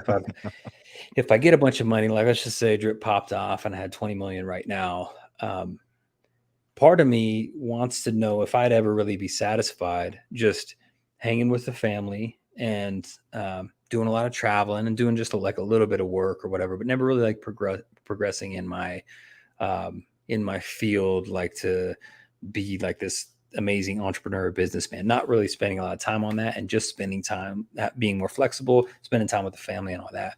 I don't know. My gut tells me not, but I don't know that I could do that for forever. I think what I would likely end up having to do after I took a couple months off to like recalibrate is build something with flexibility because I'd have the money. But what I'm thinking I will probably do, what I'll likely do is it'll be like a real estate investment fund, and it will focus a lot on short-term rentals, apartment buildings, just some different things like that. Certain uh, asset classes that I want to stick to as far as real estate.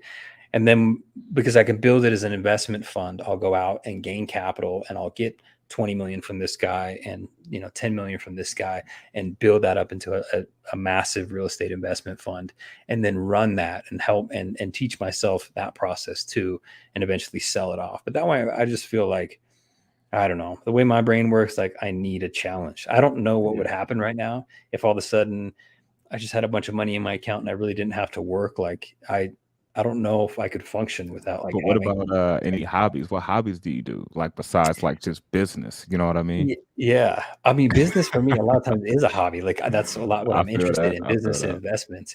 But the rest of the stuff is just a lot of fitness stuff, and then hanging out with the family. Like I like to get a sick camper van and take my kid out and show him some more outdoorsy stuff. He's at that age where I'm like, man, I need to get him out and like teach him to fish and all this kind of stuff I learned when I Yeah, was pretty yeah. young. When I was young, we were broke. And so it was like the cheap thing to do for my dad to like throw us in a car and then with like the worst tent in the world and go park somewhere. All the campgrounds back then were free and everything. And so that was like one thing we did. So I got used to doing that and like learn how to fish and all that type of stuff. I'd like to do that with my kids. It's not the same now. Like camping now, it seems like you got to have all the gear, and it's Yeah. $25 to get your parking spot at the campground and all that type of stuff. So it's a little different world, but there's just a lot of stuff like that I would be better at hyper focusing on business for like 3 to 4 days a week, maybe 10-hour days, whatever, and then feel absolutely no remorse and just shutting off the cell phone and driving and being completely disconnected for a couple days. That to me is like the freedom that I'm striving for that I don't have right now. I got you. And so for me, man, I will be all about passive. Like, I mean, if so, rather that's somewhat an angel investor as well, because I would like to buy ownership into businesses that I think as well. And quietly, though, I don't have to let people know that I own this. Because, Yeah, like me, I like to fly under the radar. You know what I mean? Because you're already going to bring a lot of noise when you have a certain status. So for why sure. bring more if that's not who you are? And so for me, I would like to buy into different businesses or startups. You know what I mean? Be able to Yeah. have, hey, let me get a lifetime percentage of this or 10 years percentage of this, or and set up businesses that way. So that way I never have to step foot into a business or empire, but I'm constantly getting a check, almost like a royalty check, but it's just in business. And that's how I will be truly trying to set up things. And then one big passion of mine, which I've talked about it multiple times publicly, will be a go around the world and travel and speak, be able to speak to people and help inspire them to get whatever dreams they want out of life. You know what I mean? And that's a big goal of mine. Just, go to different venues and be able to speak and let people know like it's possible, whatever you're trying to do. Yeah, those are major things that I think are awesome. One, the angel investing. It'd be a fun place for you to play, to use your knowledge that you've got to be able to kind of vet a business, to feel like if those guys have potential, you'd love to get in either as an angel investor, or the next stage up would be like a seed stage round, that first round of financing and capital that comes in. That's fantastic. Another thing that you could do that's interesting, that this might be up your alley too, that's very passive, is what's called warrants. I'm not sure if you're familiar with warrants, but warrants is, in a nutshell, this is probably a butchered way to explain this, but you basically find companies that need some capital. So they basically take a loan. You give them the loan, but you also get a percentage of their business. So they pay back the loan, but you keep your 3% of the business or whatever. That's a Yeah, really yeah. passive way to lend out your capital, utilize the debt, but also get an equity share in the business. That may be something that would be really cool for That's a you as well. win-win because it's Mhm. almost like a money lending business, but you also afterwards get ownership. So that's dope Yeah. right there. That's Yeah, real it's super nice. good. One of my mentors out here or whatever, super, super successful. He does some of that. He does like a lot of lending and stuff, but he does some warrants. And he was telling me about one of the deals that he did with this company. And I think he did get like 3%, but he had to loan him like, $500,000 to get over some of these hurdles. But it was a really innovative company. And I just thought the whole deal structure was really interesting. So after he told me that, I went and looked into a lot more of them, but that's another thing that would be fun. I also really think it's so weird because I'm such a weird mix of like, I'm a weird mix of introverted and extroverted. Yeah. Like I'm really introverted sometimes and I like my privacy, and I could definitely go alone into the mountains for a couple of days, be fine. But I'm also extroverted, right? I'm on YouTube, I'm like real social and all that. but yeah, the extroverted side of me would like to maybe do some speaking as well. Try to teach people a little bit about my path, because I had a weird, rough path, and it's just everything's going so well with all the lessons I learned. I just feel like there's a lot of people that would like some of those lessons, and if I can find a way to spit them out in a good way, then it could be like an entertaining deal to do, and it would just be fun to get out there on the road, speak to some people, travel while you know, get that opportunity to do some public speaking. So that's a great idea too that I haven't really been thinking about lately. And I think what we're doing now though, it like lays our foundation, because I mean we're laying out our journey publicly, as in, hey, this is what we're doing. This is how we got from point A to B to C to D. And so then we take it one step further and become more than just a YouTuber or a content creator or influencer, whatever title that person may go by. Then you become a public figure in the sense of public speaking, in the public speaking industry. And you can say, hey, you can go back and, you know, look at my track record. And this is just alpha if people don't know. Once you get to that certain point, now it makes sense to write a book, right? Then you can go and speak about your book or go and do tours on your book and speak. I mean, that's another way to create an income without really having to do anything, because they Yeah, for coincide sure. with each other. You know what I mean? So those Yeah, are things exactly. as well I have, but there's certain things I want to set up and certain connections I would like to have before kind of stepping into certain industries, if that makes sense. For sure. Yeah. I feel like as you start to develop, you realize like there's boxes that you got to check before you've put yourself in a position to be an authority figure enough to like do those certain things. So I'm in the same boat. There's some boxes I want to check.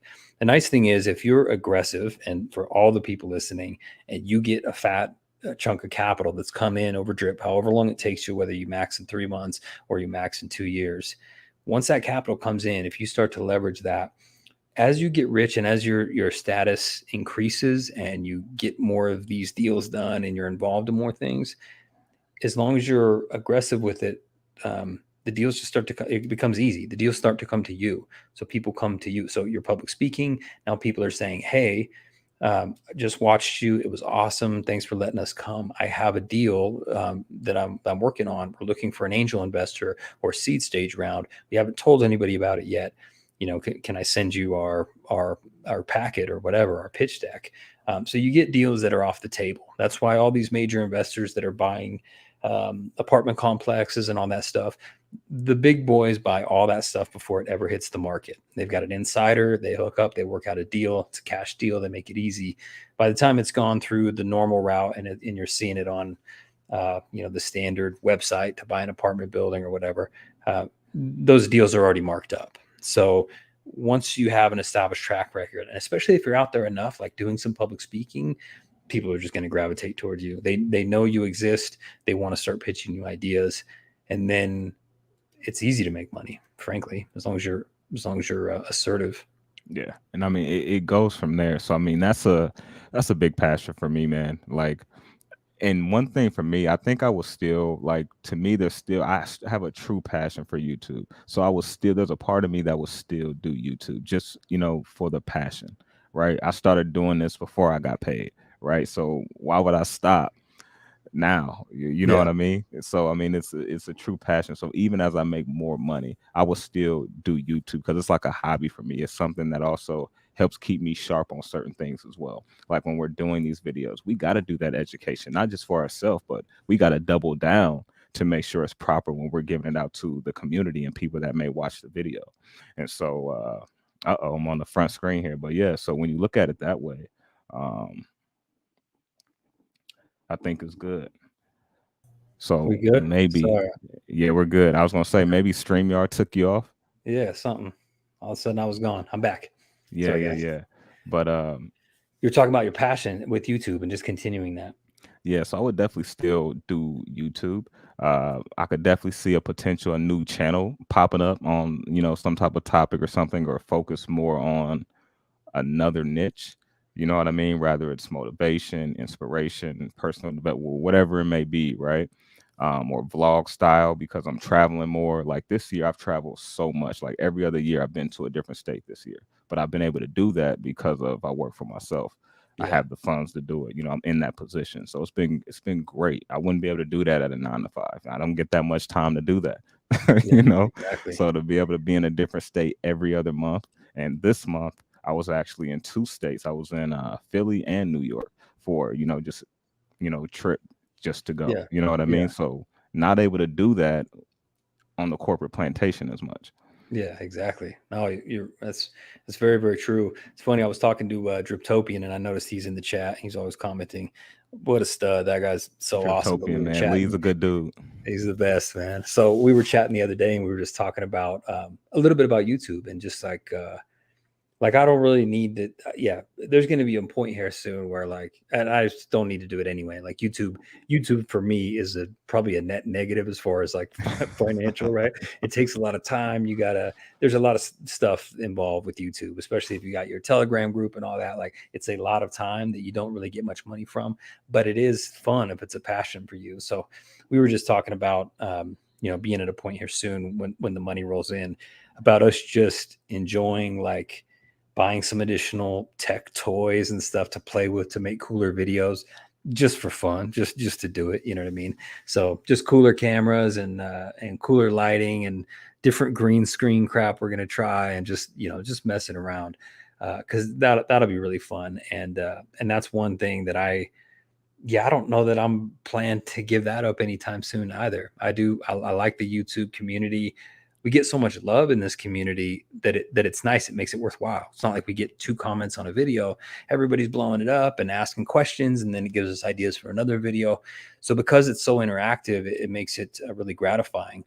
And I think as long as it's gratifying, then we should just continue to make content. So I can see a world where drip goes up, everything's looking good. I get some fun tech so I can make even cooler videos, Yeah. and and then I lost my train of thought, and then I don't know. It's gonna be cool. I lost my train of thought. Sorry, guys. It's Hopefully probably it comes back. It's probably Driptopian. Lee's over here just blowing up the chat, and I'm making me lose track. But yeah, it's gonna. I think we got good times ahead. I really do. And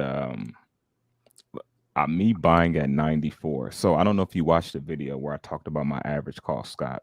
I did, yeah. Once I hit a max payout, my payout would be 52 cents per drip token. That's insane, man. That is insane. From originally buying in at 94 for the first time. That's crazy because even at like a $10 drip price, like that ROI is massive. Like massive compared to what you get in any other market, even the super high risk lucrative markets. I agree. Love it, man. Well, let's get to let's cruise through a couple questions, because I feel like we could stream for hours. We could stream for as long as we got good synergy, man. I know it's the weekend. I know people got things to do. So yeah. So let's see if we got any good questions. We'll hit a few, and then we'll let all these guys go. While you're looking for a question, I got to shout out LJ Ronan to DeFi. I don't know them personally, but the reason why the name rings a bell, they just won an airdrop I did. So shout out to them. Nice. I believe so. They just won an airdrop. Yeah. So shout out to them, man. That's what's up. Perfect. We've got a bunch of great people on the chat. Driptopian, of course, is out there just making a bunch of nonsense in the chat. Yeah, I know that guy you just mentioned, LJ Ronan 2 DeFi. He's always in my stuff. Always really positive comments. I do just a stud. So appreciate him. Man, we got a lot of people in here. My admin, Crypto Watcher 10, is just phenomenal. We're on different time zones. She lives in Spain, so when I'm asleep, she's the bulldog. Nice. So I want to shout her out and let her know I appreciate her, because I don't know that I could manage and wrangle my my Telegram without her. Yeah, I bet that's a lot. I had a couple people ask would I make a Telegram, and it's like, man, I thought about it, but then again, it's kind of like I don't want to. I think it would be great for what you can do with it, but then again, when you already kind of have some other things, and then all like the scams and stuff that comes with Telegram, it's just kind of gets crazy. It does, and as you start to get popular, there's just a lot of issues, So you got to put the bots in, and Lee helped my admins set up the bot. So if they don't have a username in there, because most of the time if they don't have a username, that's a scammer. They try to slide into people's DMs. So they helped them set up a bot to to identify those people and let them know if you don't put a username in, we're going to boot you. Just all that type of stuff. Things you don't think about when you're just making some YouTube videos. You don't think that your Right. Telegram's going to get crazy and you're going to have to deal with all that stuff. It really is like a full-time job. I mean, the YouTube, and with the stuff, I've got a lot going on, in my normal real life. But if I could get rid of some of that, I could really focus on pumping out like a good video every day. So I'll at one point soon, I'll get to that level, and I can really, fully deep dive into the YouTube community, doing the best I can at this point, though. Yeah, yeah. And I think right now as well, just how the market is, because I used to do like 5 videos a week. At one point, I went to doing daily content, and now I just went to like Monday, Wednesday, Friday content. Because also, how I look at it is the information and the content that's being put out needs a little time to kind of do its thing. It's not a 3-minute video. It's not a short. It's not a 4 or 5 minute video. You know what I mean? And so for me, based off of where we are as well in the ecosystem, I think that's enough every other day for a video. That's just for me. You know what I Yeah, mean? Not talking for anyone else, because I think if you can do daily content on Drip, I think that's freaking awesome. You know what I mean? Like, yeah, matter of for fact, sure. shout out Crypto Kings. He does daily content. You know what I Every day. mean? Yeah, Like, a lot of people don't realize how much work that takes. You know what I mean? So shout out to him. Not even sure if he's in the chat or not, but that takes a lot of work. I'm He's not. probably sleeping. He lives in New Zealand, so he's probably sleeping right now. But he'll probably see this tomorrow. He'll watch it Yeah. and like it. But yeah, he every day since I think February or something like that. He's done a video every day. He set himself a goal to do it, and he gets on and he does it, and that's impressive. I'm like you. My typical cadence. I noticed that. I have to stay consistent with it for my levels to stay consistent. So for me, I try to do every other day, like 3 videos a week. If I can get 3 videos a week out, it stays pretty good. And then I try to make stuff that's real meaningful and impactful. And I'm long winded. So most of my stuff is like, 10 minutes to 25 minutes. It just depends on what I'm talking about. My real short videos are actually like 8 to 10 minutes. So most of my stuff's like 15, 20 minutes, but I'm always like real descriptive on stuff. I don't know. Like, I feel like if I It just talk happens. about a general concept and it's going to go over people's heads. So I need to like really point each thing out. And maybe that's a good thing for some people. Maybe some people don't like watching my videos because they're so damn long. Some of those people come back later and be like, man, I should have watched it when I first saw the video. You know what I mean? And so look at Drip told me pigs are up, garden balance up. Well done, lads, pumping prices and keeping us engaged. Thank you That's for right. streaming this. Gotta do our best. And it's late for him, man. It's starting to get late. He's probably just put the kids to bed, so he's just hanging. So Drip, Lee, are you having a brewski right about now, brother? Or 6 glasses of white wine. But yeah, I mean, I think just being in the Drip ecosystem is awesome within itself. Because I mean, when you look at just being a content creator, we put out content that we want as well to be received well to the community or who we are targeting, whatever that target audience is, right? And the Drip community by far has shown to be one of the strongest. So this is why people who talk about the ecosystem like you and me, Driptopian, and so many others, why we continue to talk about it. Not only are we invested and we truly believe in it, but look what the community does for us. You know what I mean? Like, yeah, you Yeah, get your scragglers. You're going to get that in any community. But overall, the Drip community, I mean, they hold us up, for sure. It makes it worthwhile. Honestly, if there wasn't as much feedback and it wasn't as interactive, I don't know that I'd do as much of it. It just wouldn't be as gratifying. So it really is helpful, and it's like a breath of fresh air. And there's no other community that I know of that's quite as engaged as a Drip community. There's these strong communities. They're just smaller and, a little bit more niche, but I would venture to say, I don't have the real statistics on it, but I would venture to say that that Drip is likely the largest DeFi community. Maybe Hex is bigger. It'd be something like that. But I would say that the Drip is super strong. The full community, and what's really weird, and we talk about this sometime. Me and Lee talk about this sometime, and the rest of the group. It's crazy that we've been able to be as successful with these videos as we have been in this super bearish market. Like if our channels are doing this well and it's this interactive right now, when it's just been nothing but garbage for the last 6 to 9 months. Imagine what it's going to be like when everything's looking up, things are open, people are cheery, like people are actually looking into DeFi investments and crypto investments, because the search volume on everything crypto Everything. related over the last 6 months has just cratered. So imagine what happens when the search volume is actually going back up and people are finding your channel, and you're doubling your subscribers in 2 months, and it's going to be wild. So testament to how great the community is, because to build our channels and get so much interactive back and forth with the communities during such a bearish time is, I think, pretty impressive, and it makes it all worthwhile. But it makes me think, when this thing turns around, channels are going to pop off. It's going to be all fun and games at that point. Yeah, and then we're gonna have, of course, new people that start talking about drip once the FOMO pumps come in. But the people that's been talking about it now, when it's quote unquote the hardest to hold right now and accumulate, those are going to be like the channels that people really gravitate towards, because they can go back and look at that journey. It was like, man, they only had this amount of drip at this point, and now look at their account, compared to someone that may just start like, boom, here's my drip account, or hey, you should check out this new crypto. I Yeah. mean, drip's been here since April 15th publicly.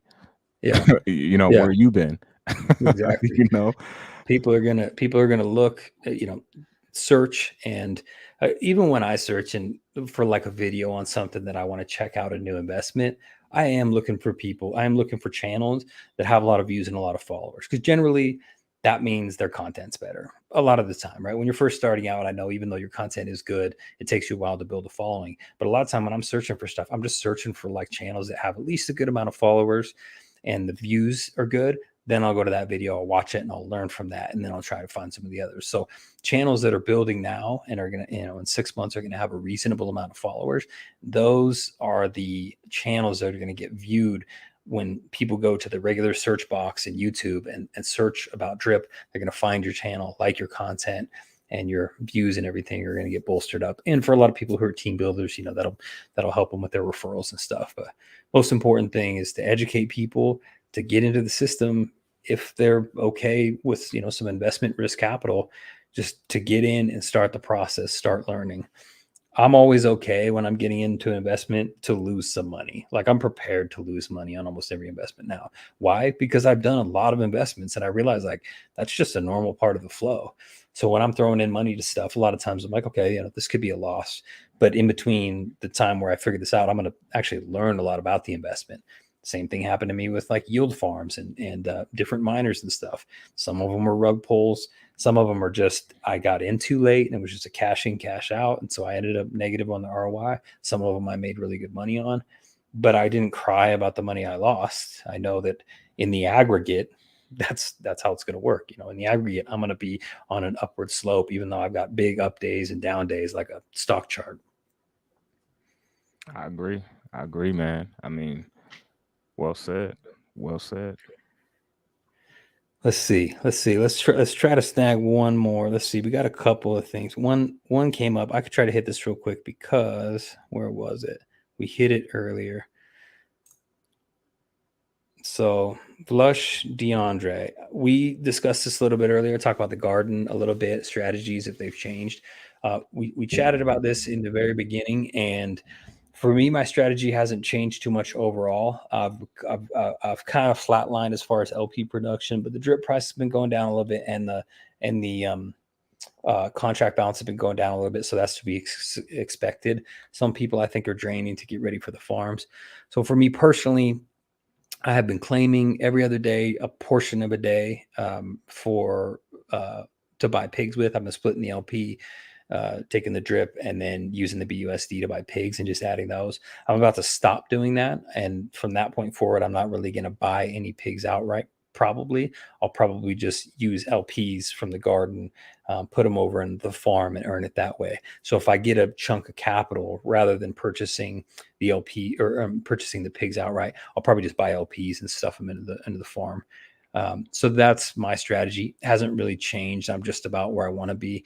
But I am DCAing here and there to try to boost up my LP production, because I realize this garden decay is a bit of a ride. And so you sometimes you gotta give yourself a boost to be able to get yourself at a better stage with the decay. And are you about 5 million plants now? I hit 5 million last night. Yeah. That's good deal. Good deal. I'm Yeah. at what 2.3, 2.4 Yeah. So million. like 30 days, like 30 days out. Yeah. It's Well, pretty close, right? I'm Well, only with no claims. producing, yeah, I'm only producing 79,000 plants right now, Mhm. but it's going up by like 3,500 per day. Yeah. Yeah. You know Yeah. what I mean? So Yeah. in 7 days, give or take, I'd be at 100,000 plants. So for me, that's probably when I will probably take the first profit take once I hit 100,000 plants per day, because that way, at least 10 days or less, I can at least accumulate another million, which I think at least help me keep up with some of the bigger players, in the garden. For sure. Yeah. It's such an interesting minor, but yeah, we talked. So Lush, if you want to hear us go in detail about that, I would say once we finish the stream, we watch that first maybe 10 minutes. I think that's where we really broke that part down. But I love the garden. It's a great play, but you have to understand it. So a lot of people I think get in and they don't understand that there's decay and they're wondering why their balance isn't constantly going up, even though contract balance stuff is up and down. So understand it, but I think it's a phenomenal play if you do. Yeah, agreed. And one thing as well for people that's listening, I remember I had a question where someone said, "Hey, Mike, we got the same amount of value, but I don't produce as many plants or LPs. Why is that?" Well, it all depends on when you got into the garden. Like all of that plays a factor. So I mean, if we got in at different times, even invested different amounts at different times, all of that will play a factor in, your LP ratio and your pool ownership. Yeah, had a guy reach out to me the other day who's got like 8 million plants or whatever, and he was just talking about the difference. He makes way more than I in LPs, and much more than the difference between his value and my value. But he hasn't claimed. He got in at different times. He DCA'd at different times. So all that stuff's a factor. So when people say, "Hey, why isn't this working?" There's a checklist of 100 things I would need to ask you to figure out how to put it in play. Generally, what I notice is when my stuff's slowing down, I just need to throw some DCA in there to give it a boost, and then everything will level back out again. But the LP price, has been slowly going down. Contract balance has been going down a little bit over the last week to 10 days. And then the drip price is just, hanging in there. So depending on what time you check it, if you're refreshing your tool, you're like drip.formulate.finance. If you're refreshing that and the price is low, then it's going to be lower. If it's higher, then it's going to be higher. So you just have to know that all those things are a factor. But the garden's a good play, but sometimes you got a DCA when the contract balance is low, and when everything gets boosted back up, you reap the benefits of that. And sometimes things are rocking and it's a good time for you to claim so you can get your ROI out, because the reason we're all in all this stuff is to actually make money. So you do need at some point, after compounding, sometimes for a really long time. For me, it was, I think I looked back about 4 months. I think in a week, I compounded straight and I DCA'd a bunch in there before I ever even thought about claiming one time. So just know, like, it's a longer game. Make sure you compound for a long time. Be prepared to DCA and then take profits when the opportunity is right. And just make sure over time you ROI. It can be a really helpful tool. Well said. Well said. Any other questions we got? I don't think I've seen any more recent ones.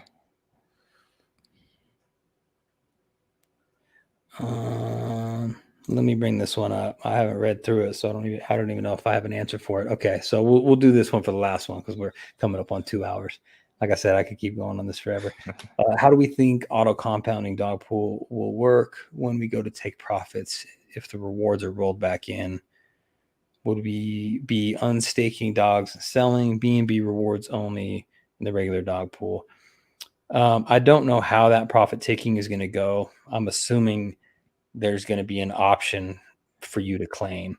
So it's auto compounding, but it's auto compounding, like I think Forex said, like every 15 minutes or something like that. So it's constantly auto compounding. In there, there's going to be an option at some point to claim. And I don't know if it's what's built up or you can claim a full day. I think that's a tutorial that I'll need to make as soon as they're live, because I don't have an answer to that. I don't know if you do, Mike. No, I kind of looked at the second question a little different as well when he said B&B rewards only in regular pool, regular and dog pool.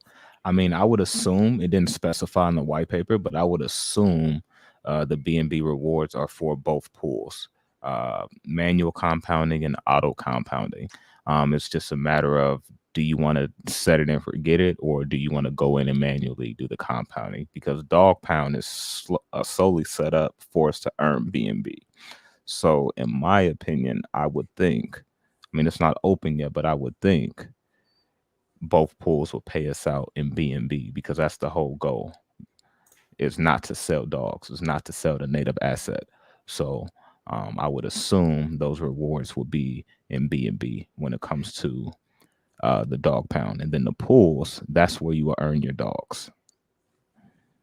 That's what it looks like. So if I would just go to the Animal Farm website here, it's got like your auto compounding pool and then your compounding pool. The auto compounding pool shows claimable pigs, and the compounding pool shows claimable B&B. So yeah, I don't know. This might not even be 100% correct till it goes live. I would say, Marcus, just turn on notifications and we'll get you a tutorial as soon as the stuff goes live. Because just like anything else, man, we figure this out when it really goes live, and then we try it out. And once we've got it, we get it dialed in and we release the strategies that we're working on. So we've actually done it. So I could give you an answer now, but I'd much rather give you an answer when I've actually gone through the process and can give you the real deal. Agreed. Yeah. I'm pulling it up over here on my side as well. But yeah, I mean, we really truly won't know until it opens up, but it says, yeah, claimable pigs, total pigs earned. I wonder, just while I'm looking at it, I wonder, because if you look at the dogs, I mean, if you look at the pools, the very first pool, if you stake, that actually earns you pigs, even though the other pools earns you dogs. And I'm not sure if that's just how it's set up right now until it opens. But if you go to pools and you go to the dog pool, the core pool, you can see pigs earned. Yeah, and that's the only one. That's the only one that earns you pigs. I think that is correct. Right. Yeah. Right. So I'm wondering, are they doing something similar on the dog pound? But that's interesting. Yeah. Yeah, That'll be interesting to play with. I'm surprised. It's weird that it looks like this, and somebody on the chat probably knows. Let's see. What does Max say? The pool that is auto compounding will earn you B&B. Then half the B&B is sold for dogs and made into B&B for the B&B dog LP. That is correct. That is what Forex said. I wonder why. And that's actually what I thought, but I wonder why the Animal Farm website looks weird. The box that's confusing me is this auto compounding pool section where it says claimable pigs. Right. I'm looking at that too. Total LPR. Yeah, that's the thing that confused me. Yeah, as I understand it, you are correct. The auto compounding pool just takes that B&B that you've earned and purchases more dogs and just keeps compounding it on like a 15-minute interval. Right. So I guess we'll see. Somebody that I know, maybe DevStreak, can answer this specifically on how this part works. But again, I'll for sure get a little tutorial out to explain that process as soon as we go live.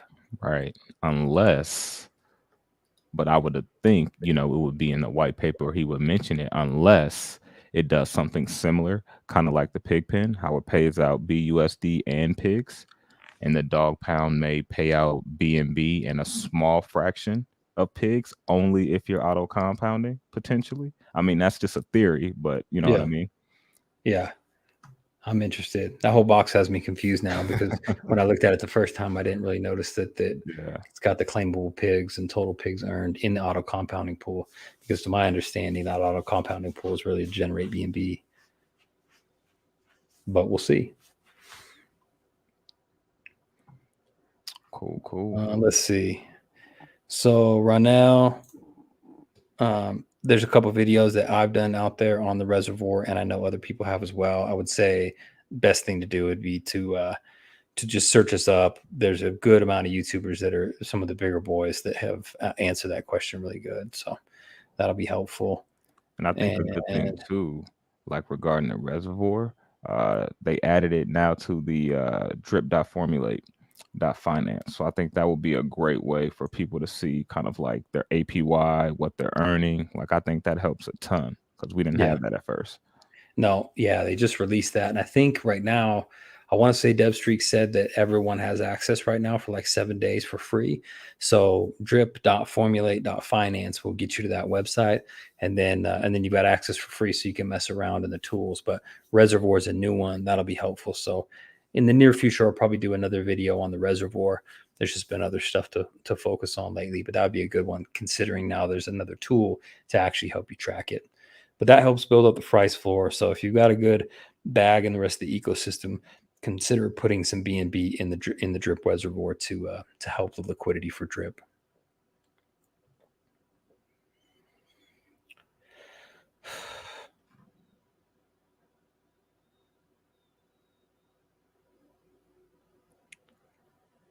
All right, my man. Let's probably call it. Otherwise, now the questions are all rolling in right at the end. But let's call it. So let's do this, like we said, like on a monthly basis. Next time I'll come on your channel. We'll hash it out. I'm hoping that every month we basically have some new, fresh content to talk about. And the nice thing is, even just compounding or moving through any strategy in the ecosystem, a month's a long time. So it puts you in a whole different spot in your journey if we're just syncing on this stuff once a month. Definitely, definitely, man. And so, hey, shout out to the Drip community. They came out and showed out like they always do. Scott, thanks for having me on, man. It's been great chopping it up. I can't even believe it's been 2 hours, I know. but get some food in my stomach now and chill out the rest of the weekend and prep for content for next week, man. There we go, my man. Well, thanks again for joining, man. I really enjoyed last time when I came on your channel. I'm glad we're making this a regular thing.